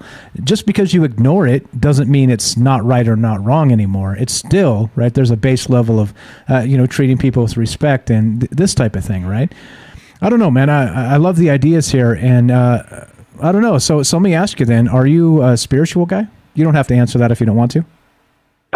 Religious? Yeah, no, extremely. I've literally, this has been my goal since I was a young child, is to delve into everything I can, and I study this stuff for hours a day when I'm not working or when I'm not with family. And this is really all it's about for me is this. And there's probably no kind of spirituality mode or divination or anything I haven't at least gleaned a little bit from.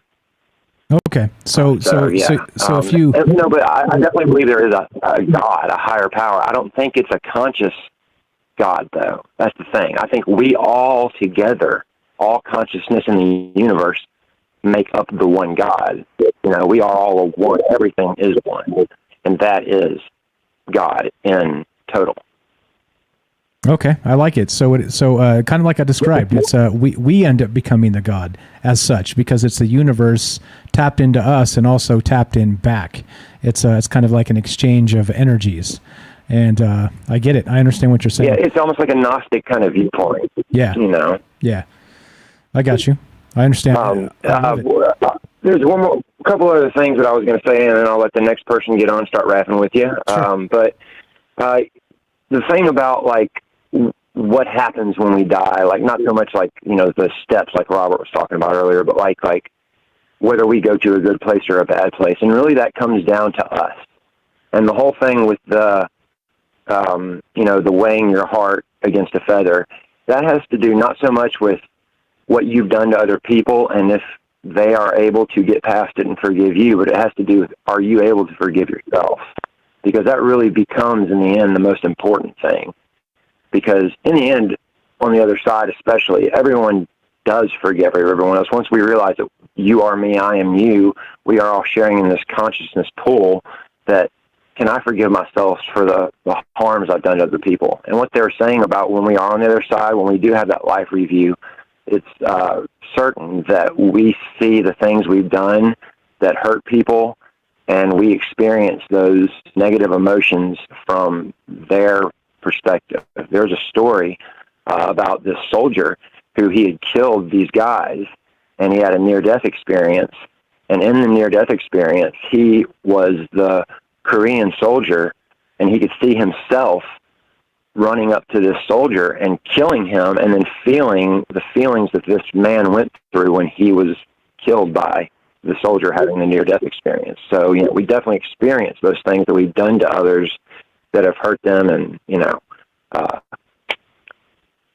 maybe lowered our vibration a little or whatever it, may be. Like everyone else, I don't claim to have all the answers. I think there's a few things that I have a pretty good grasp on, but, we can't know everything.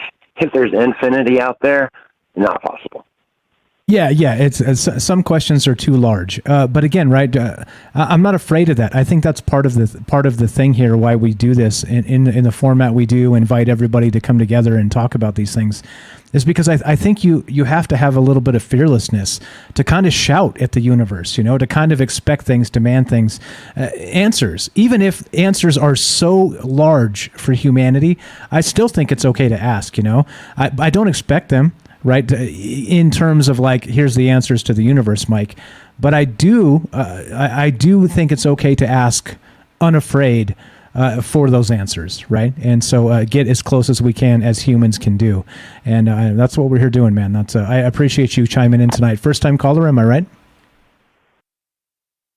Yeah. I've been wanting to call in for a while, and I just want to say that the way you do run your show and the format and everything, and letting everybody have a voice and feel like they matter is doing a service for humanity and those of us who listen, and the ripple effect caused by that is greater than you'll ever know.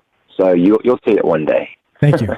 I appreciate that you appreciate it. Like I said, that there's only so much of this that is for me, because like I always say, and it's true, I could be saying these things that I'm saying to you guys, to whoever may be listening, and you never know how far the reach goes, right? People all over the world. But if I'm saying the same things I'm saying to myself, muttering in the corner, I'm saying them for myself, for my own benefit. But the second you do it in this format, it no longer becomes about me at all. It becomes about us. And I appreciate that you get it. That's what this is about. You're the best, man. Please call back. Don't be a stranger. Fantastic stuff. Yeah, definitely, Mike. Thank you a lot. I appreciate you guys. And I love all the regulars out there, and just want to say you guys all are awesome. And it's a pleasure to listen to you and be a part of this thing. Appreciate it, brother. Stephen in Tennessee, the pleasure is ours. Thank you. Have a great night. Please call back as soon as you can. Have a great one. There you go. Simple as that, right? And that's why we do it this way. You want to be part of the show, 702-957-1037, put you on the show. We got James has been waiting here. Let's go to James, and then Kelly whenever you're ready to. James, welcome to the show. What's up, buddy? James from Salcedo Paranormal. Finally, you didn't have to be the first caller, my friend. Yeah, I wasn't expecting. I mean, I'm always glad when so many great calls tonight. I love this topic, and I love hearing everyone's thoughts. Agreed, 100%. So what are your thoughts on this regarding what happens when you die and the rest of this quantum immortality and all the rest? Well, I think it's pretty clear to anyone that knows me that I do think that something can happen after we die, and I don't think there is just darkness. I don't think we all just, that's it after we die. Just because of the things I look into regarding the paranormal, supernatural, ghosts and spirits and all that. So, but even putting that aside, I just love this article that you mentioned. And I love it whenever science tries to approach this stuff. Because it doesn't do it all the time. It seems like it's a rare thing. Well, I think they're always trying to do it. I think that probably it's semantics, right? I mean, because I think science in and of itself is really trying to find God, right? I think this is the weirdness of, right? We're trying to find the nature of our reality through science. And so that kind of means God, right? I mean, or whatever the source is, or what have you. I use that term not to be blasphemous or anything. I just use the term because that's what most people are familiar with. But I think that's what science is doing. Even though, right, it's like different classifications of science, different niches and sub niches. I'm with you. Like I wish they would be more broad stroke sometimes than they are, but then that would be less science and more something else. So I get what you're saying, but I think when you boil it down, that's what they're after in the end. They want to know the secrets, and like Matt said, I agree. I don't think we're meant to know some of these secrets. And that's definitely. But yeah, go ahead. I'm sorry. And I guess I didn't even phrase that right. Just to think of that right, it doesn't seem like that is talked about a lot in media, even if scientists are looking into it. So, but that's the interesting thing to me, because there has been debate in the paranormal community now for years about whether or not quantum. The whole quantum thing has anything to do with the paranormal, and I think it's an interesting question. And I don't claim to know the answer to that, but I think it's possible. Yeah, hey, that's some maybe juice, bro. Hey, possible is good enough for me. We'll take that. 100%, man. Yeah, I don't know. Like, okay, so I love it. Let me ask you this. What about that turning the switch on and off? Have you ever gone under surgery and had that anesthesia where they just clicked you off and clicked you back on? Sorry. What happens there? Yeah, I don't know. I don't really know. It's interesting that everyone describes it in a similar way, because I had the same thing where I was when I was a kid. I had my tonsils removed, and And I just know I was in there. I went in the hospital, and I barely remember any of this, but I went in the hospital, and I was in the room, and then I was out, and then I was back out, or back awake, and I was in another room. So I don't know what happens. I feel like it's a strange kind of sleep, but I don't know what kind it is. I don't even know if it's. I feel like if we were totally being switched off, maybe there would be more stories of people having out-of-body experiences during that, anesthesia and all that. And I don't feel like I hear that a lot. Yeah, so it's like and like Daryl was describing there too, it's kind of like knocking out the dream state. It's like removing that consciousness. It's weird, man. The whole thing is just freaking weird. It is. But I think that's the key, is that there's not tons of stories about people going through regular, even though it's not really a thing, but regular surgeries. I don't hear about a lot of out-of-body experiences during those, compared to near-death experiences, I should say. So, but I don't know. Yeah, well, and there you go. So good on you, because you're able to say, I don't know. So many people are not able to say that. And I'm with you. I'm with you, brother. I have no idea. This is the type of stuff that like I said, this is a conversation that could go on for ages, and it's a good thing. It's good to kind of stretch the legs there. You do a paranormal podcast, by the way. Everybody follow Salcedo Paranormal. I'm not going to try and give the link out because I screwed it up last time, but the link is down below. Every single show we do, James's link is just scroll down and look, and it's right there. But so what do you think, like paranormal wise, when you pass over and the ghost phenomena, being the paranormal guy, what do you think, how does that relate to what happens when you die? Do you think it is kind of like that linear, you die, you become a ghost situation, or do you think it's much more complicated? I think it's always complicated. I think, and we were talking about this in the after show chat the other night. I think sometimes a lot of your ghost phenomenon revolve around the mindset of the person, and that they may not think of themselves as being able to do ghostly things like walk through walls or open and close doors without I guess that's not the best, but walking through walls, floating up or down. That's why in some cases you may hear doors opening and closing. It may be them still going through activities that they had to do when they were physical, and there's too many stories of people. I mean, Daryl said it herself. Too many stories of people having experiences with their loved ones after they passed. That all to be made up or mistaken, I think. So I think it's a lot of possibilities as to what can happen. I don't know that. And it's so complicated because you don't hear of every person you've ever known necessarily always coming back and giving you a sign right away, even after a while. So it goes back to the unknown. It's great to look into this stuff, but it's hard to. We're not supposed to know for sure how it works. Exactly. As people, I think we're only allowed to know so much. And you notice, right, within the realm of influence, people have influence on other people. And I think that kind of tells you what you need to know, right, about maybe why we're here.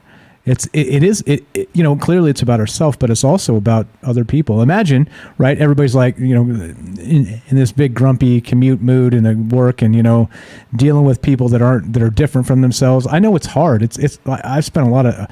I'm old. I've spent a lot of time in corporate America, and it's difficult. It's difficult. I was a manager for a long time, dealing with so many different people. But then also there's different levels of management and different styles of people, and some people are just malicious assholes, and some people are just really kind and don't know how to speak up for themselves, right? And sometimes just need a boost, like they need help from other people, and I think that probably boils it down to why these conversations are what they are. Is I think people need help sometimes, and our influence as people are for people, and that's pretty much all we can influence.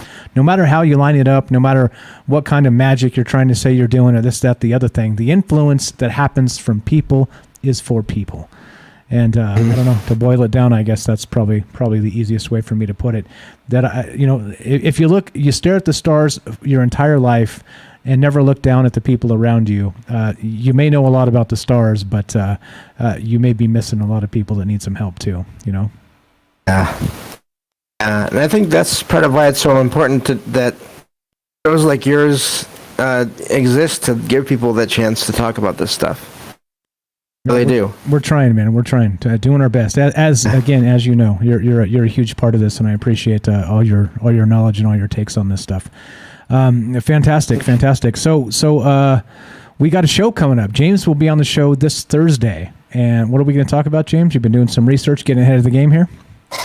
I've been working on every other day or so. Yeah. The idea of portals in doorways and closets and windows, just kind of portals in everyday spaces, and how they're formed and why they're formed, and why there are so many stories, especially about closets. That's a really common thing. Yeah, it's going to be interesting to look into that, and I found a few articles, which reminds me, I need to get those to you this week. I'll do that before Thursday. Sure. But yeah, it should be fun. I think it should be interesting, and I'm looking forward to people calling in, talk about that as well on that day. Amen. Exactly. That's why we do it.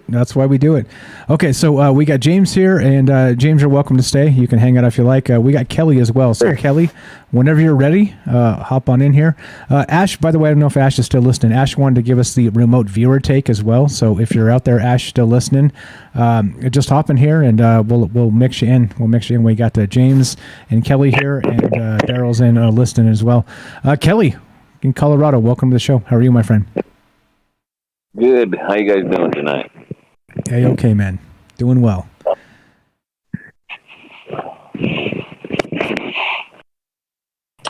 Trying to get comfortable here. That's okay. You're allowed, bro. So what is going on with this? It seems like one of the most basic questions humans can ask, right? And like I always say, you're told from the time you're born, as soon as you can actually comprehend conscious thought, it's like don't die, right? It's like the first thing we learn, right? The first thing that we're like, okay, don't walk in front of a car because you'll die, right?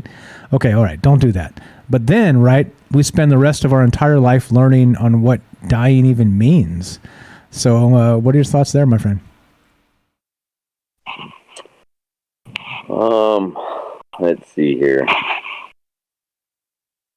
Like anybody else, we probably don't have the answers to that right now, but I just want to give, I had a near-death experience.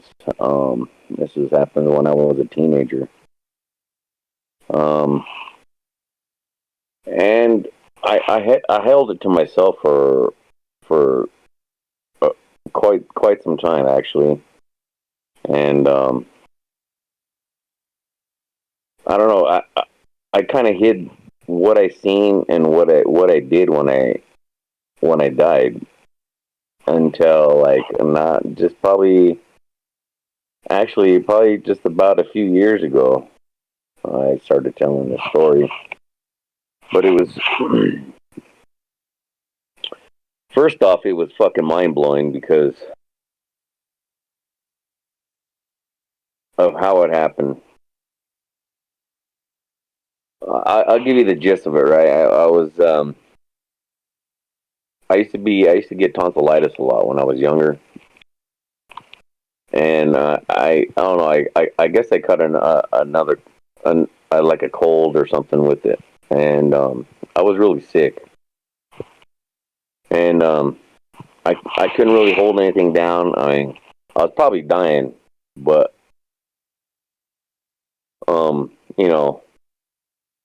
you don't got much money when you're growing up. You know what I mean? Your parents, we only had a single mother.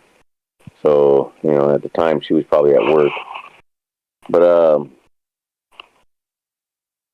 I remember I woke up, I got out of bed because I was dry heaving, and I went into the bathroom. And, you know, as a young kid, you don't want to kind of see it yourself throwing up. So I closed my eyes. And, you know, after a while, it was just, you know, I did throw up, but then, it was, you know, after a while, it was just kind of like a dry heaving, you know. And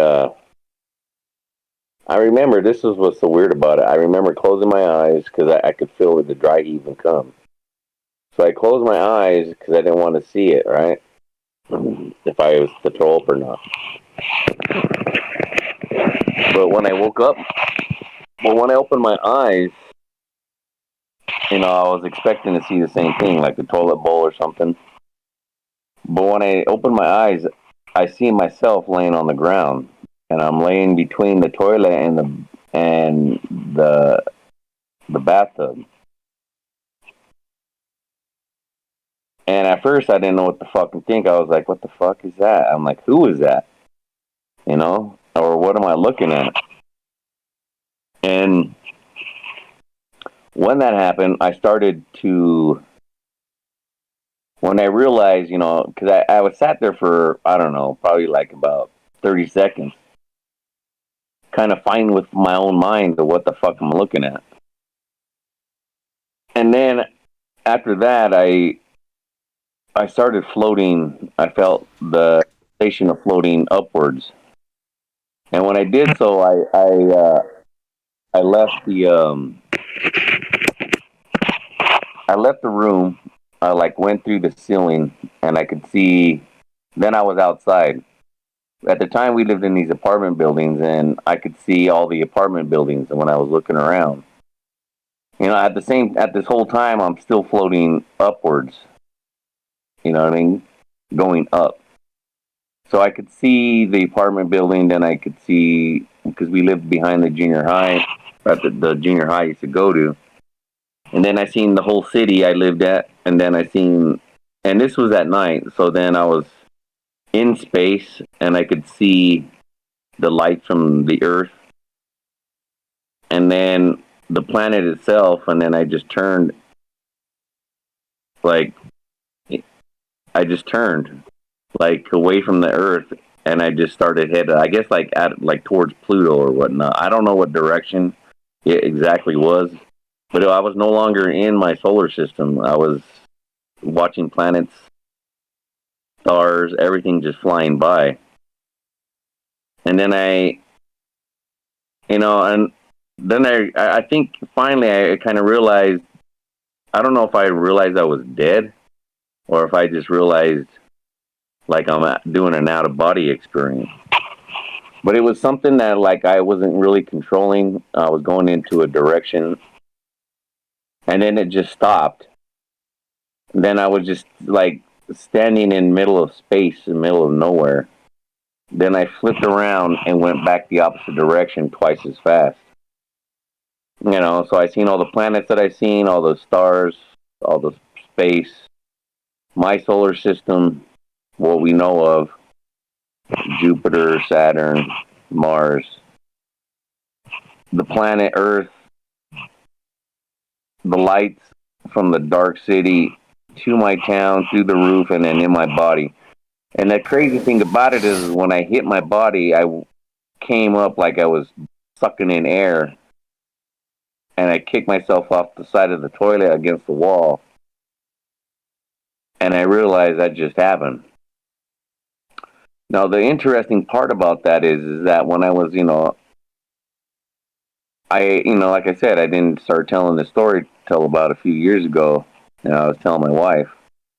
But then I told my brother. But the interesting part is that you hear other people that have near-death experiences, and they say that they see a white light or even Jesus or like family members or whatnot. I didn't see any of that. What I seen was space. And what I seen was interesting to the fact that when I heard somebody else talk about their near-death experience, it was the exact same thing. They were out of their body. They went to space, and they seen planets.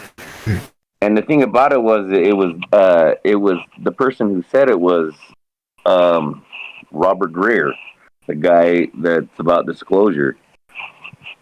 he had a near-death experience, and his near-death experience was the exact same thing that I had. That you know, because when I sat here and listened to what he said he seen when he died was the exact. Well, I wouldn't say the exact same thing, but it was the exact same motion. You know what I mean? You left your body and you went to space, and you were floating around there for a while until you came back. Like something drew you back. You know what I mean? I don't know. It was weird. It wasn't nothing like that. It was just something. And, you know, I don't know if people say that, you know, whatever you're being taught through your whole life, you know, what life and death is. And then if you're a religious person, that, you know, you'll obviously see whatever that your religion has been telling you your whole life. So that's the only thing that I kind of I see, because that's one of the main reasons why I'm an atheist, because I'm not stuck to any kind of religion that profounds my life toward the fact that that's the only thing that I would look into. Because you hear a lot of people talk about, you know, the same goodness, and you hear the same, you know, they kind of say that they want to, you know, they talk the game about how, you know, everybody could just live in harmony or whatever. But that's not the case, because if it was the case, then they would leave their religion. I wouldn't say so much as leave it out the door, but they would leave that book and then pick up another book of another religion, and so forth and so on until you have what you're really looking for. Because if, you know, it's kind of like what's the name was saying, the last caller. I didn't really catch the name because new caller, but it's kind of like the same thing where, you know, you want to look into something, right? But if you're told that your whole life, that since you were growing up as a kid, how are you going to know any difference unless you drop what you're doing and start learning from other things, you know, whether they be books or they be, you know, the stuff that I would do, like, you know, ancient stuff that I do, or even, you know, where the original base of all religions might want to even come from. So it's like looking for that same source. You know what I'm saying? Oops, I muted myself. Yeah, I got you. I understand. I think the thing is that, like we know, knowledge doesn't come from one book, right? It's a partial. Sure, you can learn things from that book, right? Which is just a sliver of human knowledge forever. So, you know, to kind of end there and just say that, you know, in my opinion, again, I'm not crapping on religious people. I'm just saying that, look, more knowledge is better. That's what I'm saying, right? And I know Kelly agrees with me. You know, you don't have to be stuck in the Quran or the Bible or whatever. Like, you don't have to be stuck. Sometimes it's painful. You hear these people and they try, and every single thing is linked back to doctrine somehow. And it's like, wait though, right? Like literally every damn thing doesn't have to relate back to this book. You realize there are other books, right? There are other damn books out there. And not only that, there are other books that are, you know, blasphemy might actually enhance your experience and your understanding of the book itself. You know? I mean, I know you're with me, Kelly. We talk about this stuff a lot, you and I. We go way back. Like I said, Todd's been here for a very long time with us, so have you. But the secrets are the secrets. But if you try to find all the secrets of the universe within one book, I'm sorry. I think you're going to come up short. Yeah, I mean, they will always end up short, because that's the thing. If you're trying to find secrets of the universe, that's the whole point. It's the universe. It's not just one thing. So, and again, and seeing this is not a bash. Seeing this is not the thing. I don't do bashing on religions. What I do is that what I try to do is, like, you know, and I have conversations with different friends, different religions, you know, whether and it's a wide variety, because I've been around the world and I've seen and done many things. But the thing about it is, for me, what it is for, I would like to see someone, you know, because, and then you hear, like, oh, this is the thing, okay, so it's hard for me to I'm trying to get it all out into, so I don't want to step on anybody's shoes or toes or anything. But yeah, it's tough. It's tough because you end up. Yeah, I got you. Yeah. So for me, this is how I see it as. Okay, so if religion is a choice. Okay, for me, that's how I believe. And the choice is sometimes not even yours because you were born into it. And so if you were born in India, you're mostly going to be Hindu, you know what I mean? Or like Chinese, or in some Asian countries, you're going to be Buddhism. Or, obviously, you could be in like United States or in other countries that have Christianity, but Christianity has 2,000 different varieties, They're not, and that's what blows my mind too. If there's so many different varieties of this certain religion, I mean, that don't even make sense to me. It's like you guys are supposed to be all reading from a different book, but you all got different little, your own little twist on it. But see, and that's what all religion does anyway, because from everything that I've read, right, and everything that I've ran across, I mean, it's like you can still keep going older than what these so-called books are.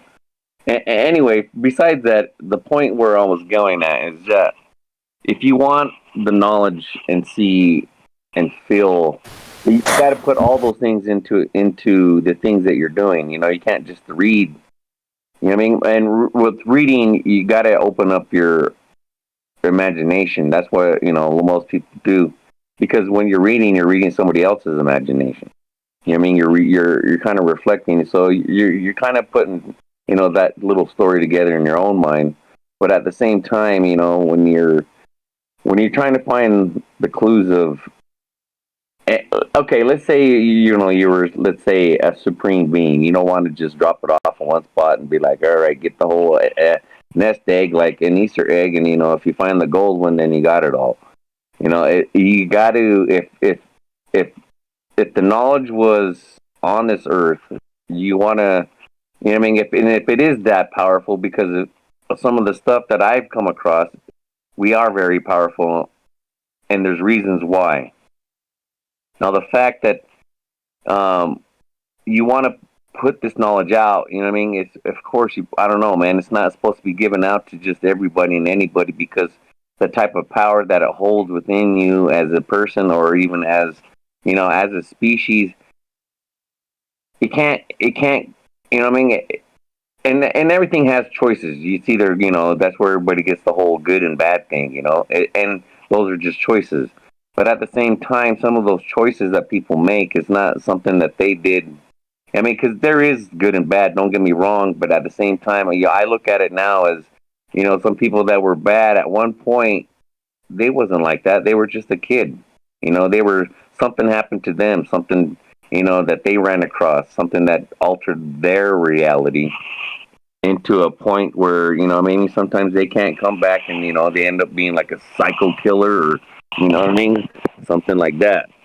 So it's hard to almost, but like after a while, man, you would think that, as you grow older, the difference between good and bad, and some of the shit you shouldn't be doing. And, it's just like a drug. It shit just going to take over you. So at a certain point, it is on you. You know what I mean? Because you're the one that's allowing that to happen. Yeah, exactly. Interestingly, so back to your thank you for sharing the story about your near-death experience there, Kelly. I know you're probably familiar with Lord of the Rings. Am I right? Yeah, I'm pretty. Okay, I'm going to play this. Can you tell me if you can hear this real quick? I'm going to play just a little clip. If you guys can't hear it, I won't play it. I want to make sure the people on Discord can hear it. I think you can. Let's see. Can you hear that? Yeah. Okay. All right. So I'm going to play this. This is the scene when Gandalf actually dies. And you probably noticed a correlation to exactly what you've described for your own near-death experience. So let's play this. Let's see if it actually comes through here.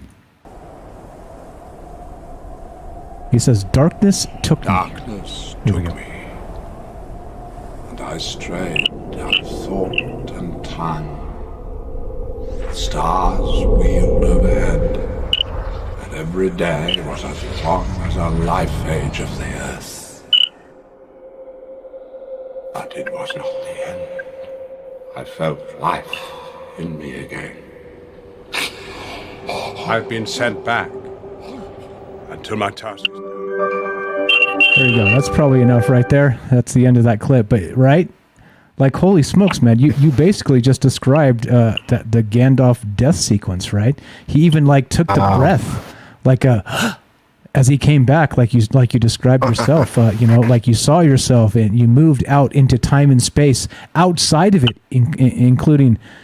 Wow, I'm sure you've probably noticed that similarity before, haven't you? Oh man, now that I just heard that again, that almost gave me chills, because the point where he says that when you're in time and standing there in time and space, he said that he felt like a new life was in him. And that's exactly what it felt like. Like whatever I was going through I didn't feel it anymore. I didn't, you know what I mean? Everything was like I had a smile on my face because, you know what I mean? I was flowing through space. I was scared at first because, fuck, man, it was so weird. It was because sitting and looking at empty darkness of space, but yet you could see life millions of miles away, which would be a star. There's other planets around it. But yeah, it was, fuck, man, it was, I don't know even how to really explain it. It was just, I would say that was probably one of the better descriptions of what it was. J.R.R. Tolkien. And it's weird, right? Some of these authors, again, they seem prophetic. And and again, this is fiction, except, right, clearly you don't write fiction without having, some human semblance to the construction, or else it's not art. And so, man, I'm telling you, like as you were describing that situation with yourself, I saw Gandalf, bro. I'm like, holy crap, he said this is almost the same thing. And so I dug it out and found it. I'll put the clip in here if you guys want to watch it. Can play it again. You want to hear that again, Kelly? I kind of want to hear it again. Yeah. All right, let's hear that one more time. I'm going to put the link in the description. It's a super short clip. It's only a 2-minute clip, but this is the part where Gandalf fights the Balrog. He ends up dead, as it were. However, listen to this. Darkness took me, and I strayed out of thought and time. The stars wheeled overhead, and every day was as long as a life age of the earth. But it was not the end. I felt life in me again. I've been sent back until my task is done. I've been sent back until my task is done. I dropped that in the Discord, guys, if you want to check it out. The White Wizard, right? So, I don't know, man. Like, there seems to be these recurring themes. And again, right, I don't want to say that we're just like, humans in this meat box or whatever. And that's why we have recurring themes, because we have human limitations. I think our mind has no limitation. Literally. I think that's really what we're always talking about here, is that if you limit the mind, what are we, right? We're robots, or we're servants, or we're, right? And Gandalf has said he was a servant of the secret fire, wielder of the flame of Arnor. And if you don't believe I'm a Lord of the Rings nerd, you goddamn right I am. Because I'm telling you, there's some knowledge, some esoteric knowledge in fiction as well. What's up, Night Stalker? How you doing, buddy? I'm talking to you and everybody else out there. But it exists, right? So to discount that versus, a religious scripture, I think you're missing the point. I think there's knowledge to be had everywhere, and let's get it. You're the best, Kelly. Other thoughts on this, my man? Yeah, I would believe that's kind of correct with some of these authors or even directors. They've tuned in, or someone's like told them something, or they've like touched or maybe even reached in some of the Akashic record or something. Because I'll give you an example, kind of like that with that. All right, Michelle was reading this book, and it's by that author. What's her name? The one with the vampires, Anne Rice. So she's Nice. He's reading his book on Anne Rice. Which one was it? Do you remember?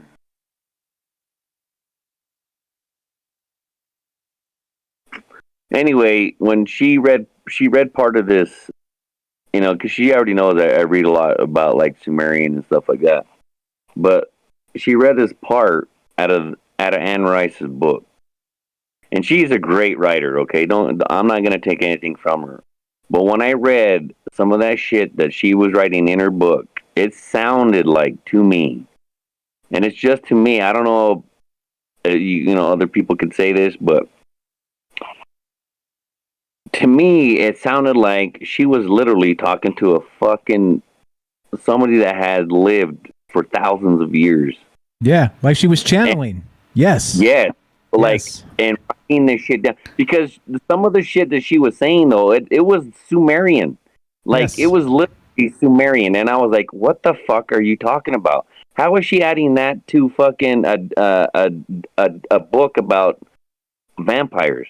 Yes. I think, so I haven't read them all, but I'm going to guess it was Queen of the Damned where that came up. Because she talked about she talked about ancient Egypt, she talked about, it seemed lifetimes, right? Like, it seemed like she was channeling from 1,000 generations ago, and not just fiction. It seemed like she was channeling knowledge. It was weird, man. I agree. I read Anne Rice and I get chills. She is amazing. I'm with you, man. I'm with you, 100%. Yeah, it was Blood Reunion, but Communion, Blood. But it's still, though, yeah, it was like, for me, though, like, because when I read my shit, man, I'm like, I get down into it, right? Like, I'm like, I could see, like, literally, like, the city of and shit, right? But when she was talking about that, and this was just a part of the paragraph, man, I was fucking mind blown. I was like, that sounds like someone is literally telling her what the fuck she was writing about. You know what I mean? Yeah. I mean, like, I know, like I said, I'm not taking anything away from these writers or directors, but there are sometimes, man, I'm telling you, sometimes that there's got to be something else, because, man, that shit was too clean. That was like almost perfect. Yeah. Again, like I said, I've read Anne Rice, and we're actually going to get into some Anne Rice we're not done for tonight, guys. We're going to finish up here in the next 10 minutes or so, but we've got another thing coming, and it's funny you brought up Anne Rice, because we have some parallels to we won't get into it right this moment, but a show that we've been watching on Netflix that we're going to talk about with Night Stalker and with Rohan and with James here. But I'm telling you, man, Anne Rice, I agree with you. It's almost like they call it automatic writing, where you try to write history, but somehow you're channeling something. I don't know, man. It's weird. I'm with you. It seems like that thing is out there. It seems like it. I don't know. Crazy stuff.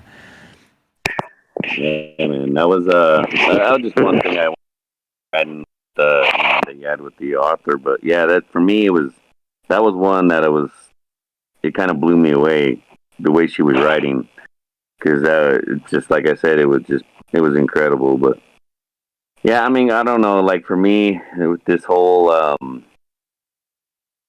life after death thing, like I said, I say I died, but I didn't see what everybody else was said they seen, or what they try to tell you what they seen, kind of like, you see all these fake churches on TV, you got this guy talking about all kinds of shit, and there's, and then they talk about, like, I don't know, man, my mom never really made us go to one religion, so in these apartment buildings, they had these buses that would come around, they would take you to, like, different churches, like different, it was like, we had Baptist Church, Mormons, Catholics, Christians, and they would want you, they're trying to get, people obviously to go to their church. So, but like with us, she just allowed us to go see whatever we wanted to see.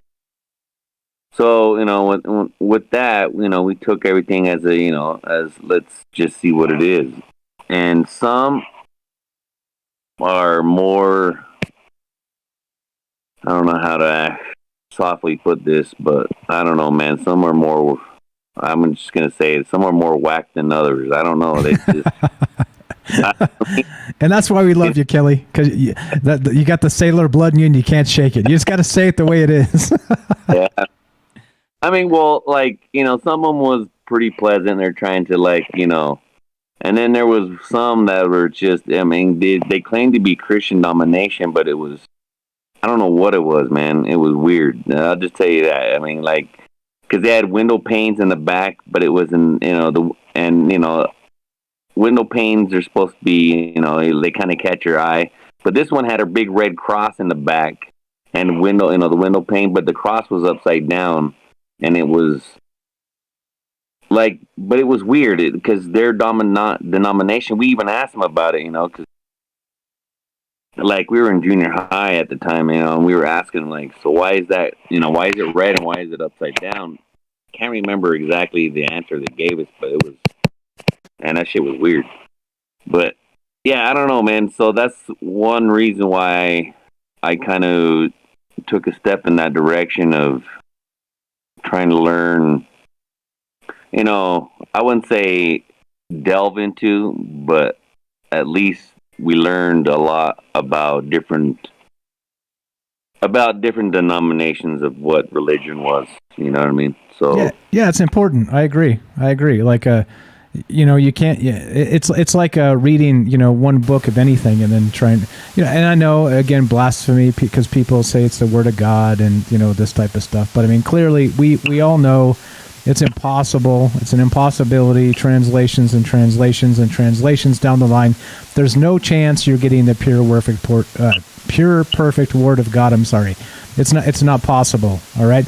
Maybe if you found some scroll from 10,000 years ago or some shit, maybe, but that's not what we're doing. That's not what we're doing. And so, point being is that knowledge is knowledge. I don't care where you get it. And that's why I'm with you. That's why, you know, I'm not going to, in particular, just crap on religion because I don't believe it. There's knowledge to be gained. And so I think we should seek it out wherever it can be had. And I'm with you, my man. And we're going to keep talking about this and keep doing our thing. We got to wrap this up because we've got another show starting in like 20 minutes, man. We're not done for tonight. We got to keep going. So we got to wrap this up. I hate to cut you guys short. We got a new idea coming, which we're going to do. You guys will see at about 10:30, 20 minutes from now. So let's wrap this up, Kelly. What are your final thoughts on all this? What do you think? Life after death? Not life after death. Near-death experiences. What happens when we die? If you gotta boil it down to just a quick outro here. For me, and from my experience, it's just a change of worlds. It's not I wouldn't say when you die, you don't die. I mean, again, you know, we're all energy beings. You know, this is my belief, and this is what, you know, and everything comes down to. Even religious talks about this, that we are energy beings. It's just this outer shell of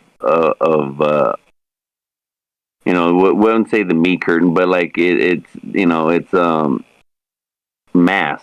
Once this mass, any kind of thing that's living transformed like this there's a limit to it. And then once it passes on, your energy will keep going on, whether, you know, you want to call it a soul like religions do, or do you want to call it something else, you know? But for me, it's just energy, and you don't die, you change different worlds. And what it doesn't mean, when I say change different worlds, that doesn't mean that it could mean that you just change into someone else, you know what I mean? That's what, like, the whole reincarnation thing, like Hinduism, you know what I mean? And it's not saying that you're going to come back as a human, because energy doesn't know the difference. It's just going to transform. You could come back, like, that's why they believe, like, again, you know, I've said this before, that, you know, a plant, a tree, an insect, a bug, an animal. That's why you got to be kind to everything, because in that type of, I wouldn't say you don't have to believe in the religion, but the facts that science, or even science, or anything, that energy just transforms and never dies. So just be good to each other and yourself, and then we'll talk to you guys again later. Amen, brother. Always great stuff, Kelly. I appreciate you listening, appreciate you hanging with us, appreciate your input. You were the best. God bless you, Michelle. Tell her we said hi, and thanks, my man. All right, brother. Have a good one. You too. You too. All right, there we go. See? Simple as that, guys. We're about done here. I don't know if Jay's going to hop in for the outro, the J-tro, but if you don't know, guys, actually, James, you got a take on that real quick? I'd hate to have you here sitting here and not say anything. You've been here for an awful long time. Oh, it was great as always. Kelly's stuff is always great. I agree with every just about everything he said. I think that's a good way to end it, just about. So yeah, stuff. Okay. All right. So as you guys know, like I said, we're going to try and do something new, because we're meeting so many great people as part of this community, all the great callers, the people who are interested, the people who have great takes, and we're going to try and do something new and mix in people, us together. Like I said, I'm me, you're you, but together we're us. You're about to see what that means. And so we're going to get together at bottom of the hour at 10:30. We're going to end this stream. We'll restart it again as a new thing, and we're going to talk about a Netflix episode called, it's a series. It's a limited series. It's for Halloween. It's called Midnight Mass. And so we're going to talk about the first 3 episodes of that if you guys haven't seen it. So if you have not, spoilers will be coming, and we're going to tell you all that before we start. So just to let you know, we're not done for tonight. So we're about to finish this stream, but we got one more coming up at about bottom of the hour. So let's go to the J-tro. Let's get Jay in New York into this MFer, and let's finish this sucker up. Jay, what's up, my man? What's on your mind? Mike, too much. You gotta go. I mean, you got another show starting. The death experiences, I've seen quite a few. It's nutty. The one was right at the beginning of all of our mess here, and I talked to the guy on the phone until he said it was time to go. It's a long story. You gotta go. No, it's okay. It's okay. I think we got Derek here in the chat. We got James right here with us. Rohan is going to be a little behind us, so it's okay. Go right ahead. Tell us the story, and we got time for you, my friend. He just he was getting sick before it was in the news and everything else like that, and talking about breathing, and I was trying to convince him to go to the hospital and all, and he didn't want to go. He didn't want to go. The wife got off of work, and he's like, no, just talk to me while I'm watching this show. And it was an Alfred Hitchcock, the one where the guy's playing the game where if he loses, he cuts off a finger to get the car. And at the end of it, the old lady and he was just talking about how good it was. And I says, well, I'm going to come and get you. And he goes, no, I'm just going to go. And he goes, come and get me in the morning. And I'm like, all right, I'm going to bug you. And I went there and I found him in the morning. And, well, he knew in his mind, my grandfather knew in his mind that it was coming. And it just, I don't know, hanging out and talking to people when that kind of stuff happens is something that's weird, you just being with somebody when they go on and stuff like that. It's like they reach a point where they've fought it long enough and they accept it, and they just, I don't know, peacefully go away, It's just one of the weird things about the death that, just these shows are always, you get into the religion and the metaphysical of all that and everything, and it's like, it's right there. The only way we're ever going to find the answer to it out is die. That's it. I think we have to, but I don't know. I got a quote for you, but I don't want to keep you for. I know you're going. Your dog's got to go for a walk and everything else. No, I'm not going to do that. We'll do it later. She can wait. She's my dog is scared right now because the wind is whipping like crazy out there. So I promise you, the last thing she wants to do is go outside right now. She's like cowered in her little dog bed in the corner. She's like thankful for being inside for one time. so we're okay. I got a 130-pound dog that's like that too. Great big huge dogs afraid to go out when it's sprinkling. That's exactly. And so they'll pee inside. You're like, come on, you're killing me. Yeah, exactly. All right, so let's do it. Music playing in 3, 2, 1. Let's get our J-tro. You're up, buddy. All right. What we have done for ourselves alone dies with us. What we have done for others and the world remains immortal. It's kind of like Kelly was saying, be a good person. Go out there and do good stuff for other people. If it doesn't get you anything, just do it. And that's how we live to be immortal. Get to see the universe on our way out. There you go. Pass it down. Right? Anybody ever been in a drive-thru and had somebody pay for you in front of you? Tons. Pass it down. Same. I've had people come by me and my kids dinner at like restaurants and stuff like that, and they'd come up to me and they're like, "Your kids asked the waitress, 'May I have an apple juice?' I've never seen any." And I said, "Well, you have to teach them. If you don't teach them, they're never going to learn." And then we went up to pay and everything else like that, and it's like, "Oh, that couple over there that you were talking to bought your dinner for you." You know, it's just it happens. It happens. I'm telling you, manners go a long way. Jay, thank you so much. James, Kelly, Daryl, everybody else that called in tonight, thank you so much. I appreciate you guys listening. Appreciate your takes on all this stuff. I know these are big questions. These are hard topics to handle, but that's why we do it. We don't do these things because they are easy. We do them because they are hard. There you go. That's my worst JFK ever. All right. We're not done. We are not done. We're going to end this stream. We're going to restart a stream. All right. There you go. And this is the thing. We're going to do more. More content, more troubled minds, more conversations about esoterics, about ourselves, about the future, about the past, about us, and how we fit into all of it. And of course, the influence of people over people, and why it's important to be good to yourself so you can be good to others. Thanks a lot, everybody. Don't go anywhere. More Troubled Minds in about 15 minutes. 10 minutes, 15 minutes. We're going to end this stream and restart. We're going to reboot, and we're going to do this. If you guys haven't seen the Midnight Mass on YouTube, on Netflix, go watch it. Go check it out. If you want spoilers, we're going to have spoilers. But we will have this on a podcast feed tomorrow if you're ready for this. If not, that's okay. So anyway, as we finish, thanks again, everybody, for listening. Thanks for being part of this. We're done. Be sure, be strong, be true. Thank you for listening. From our troubled minds to yours, have a great night.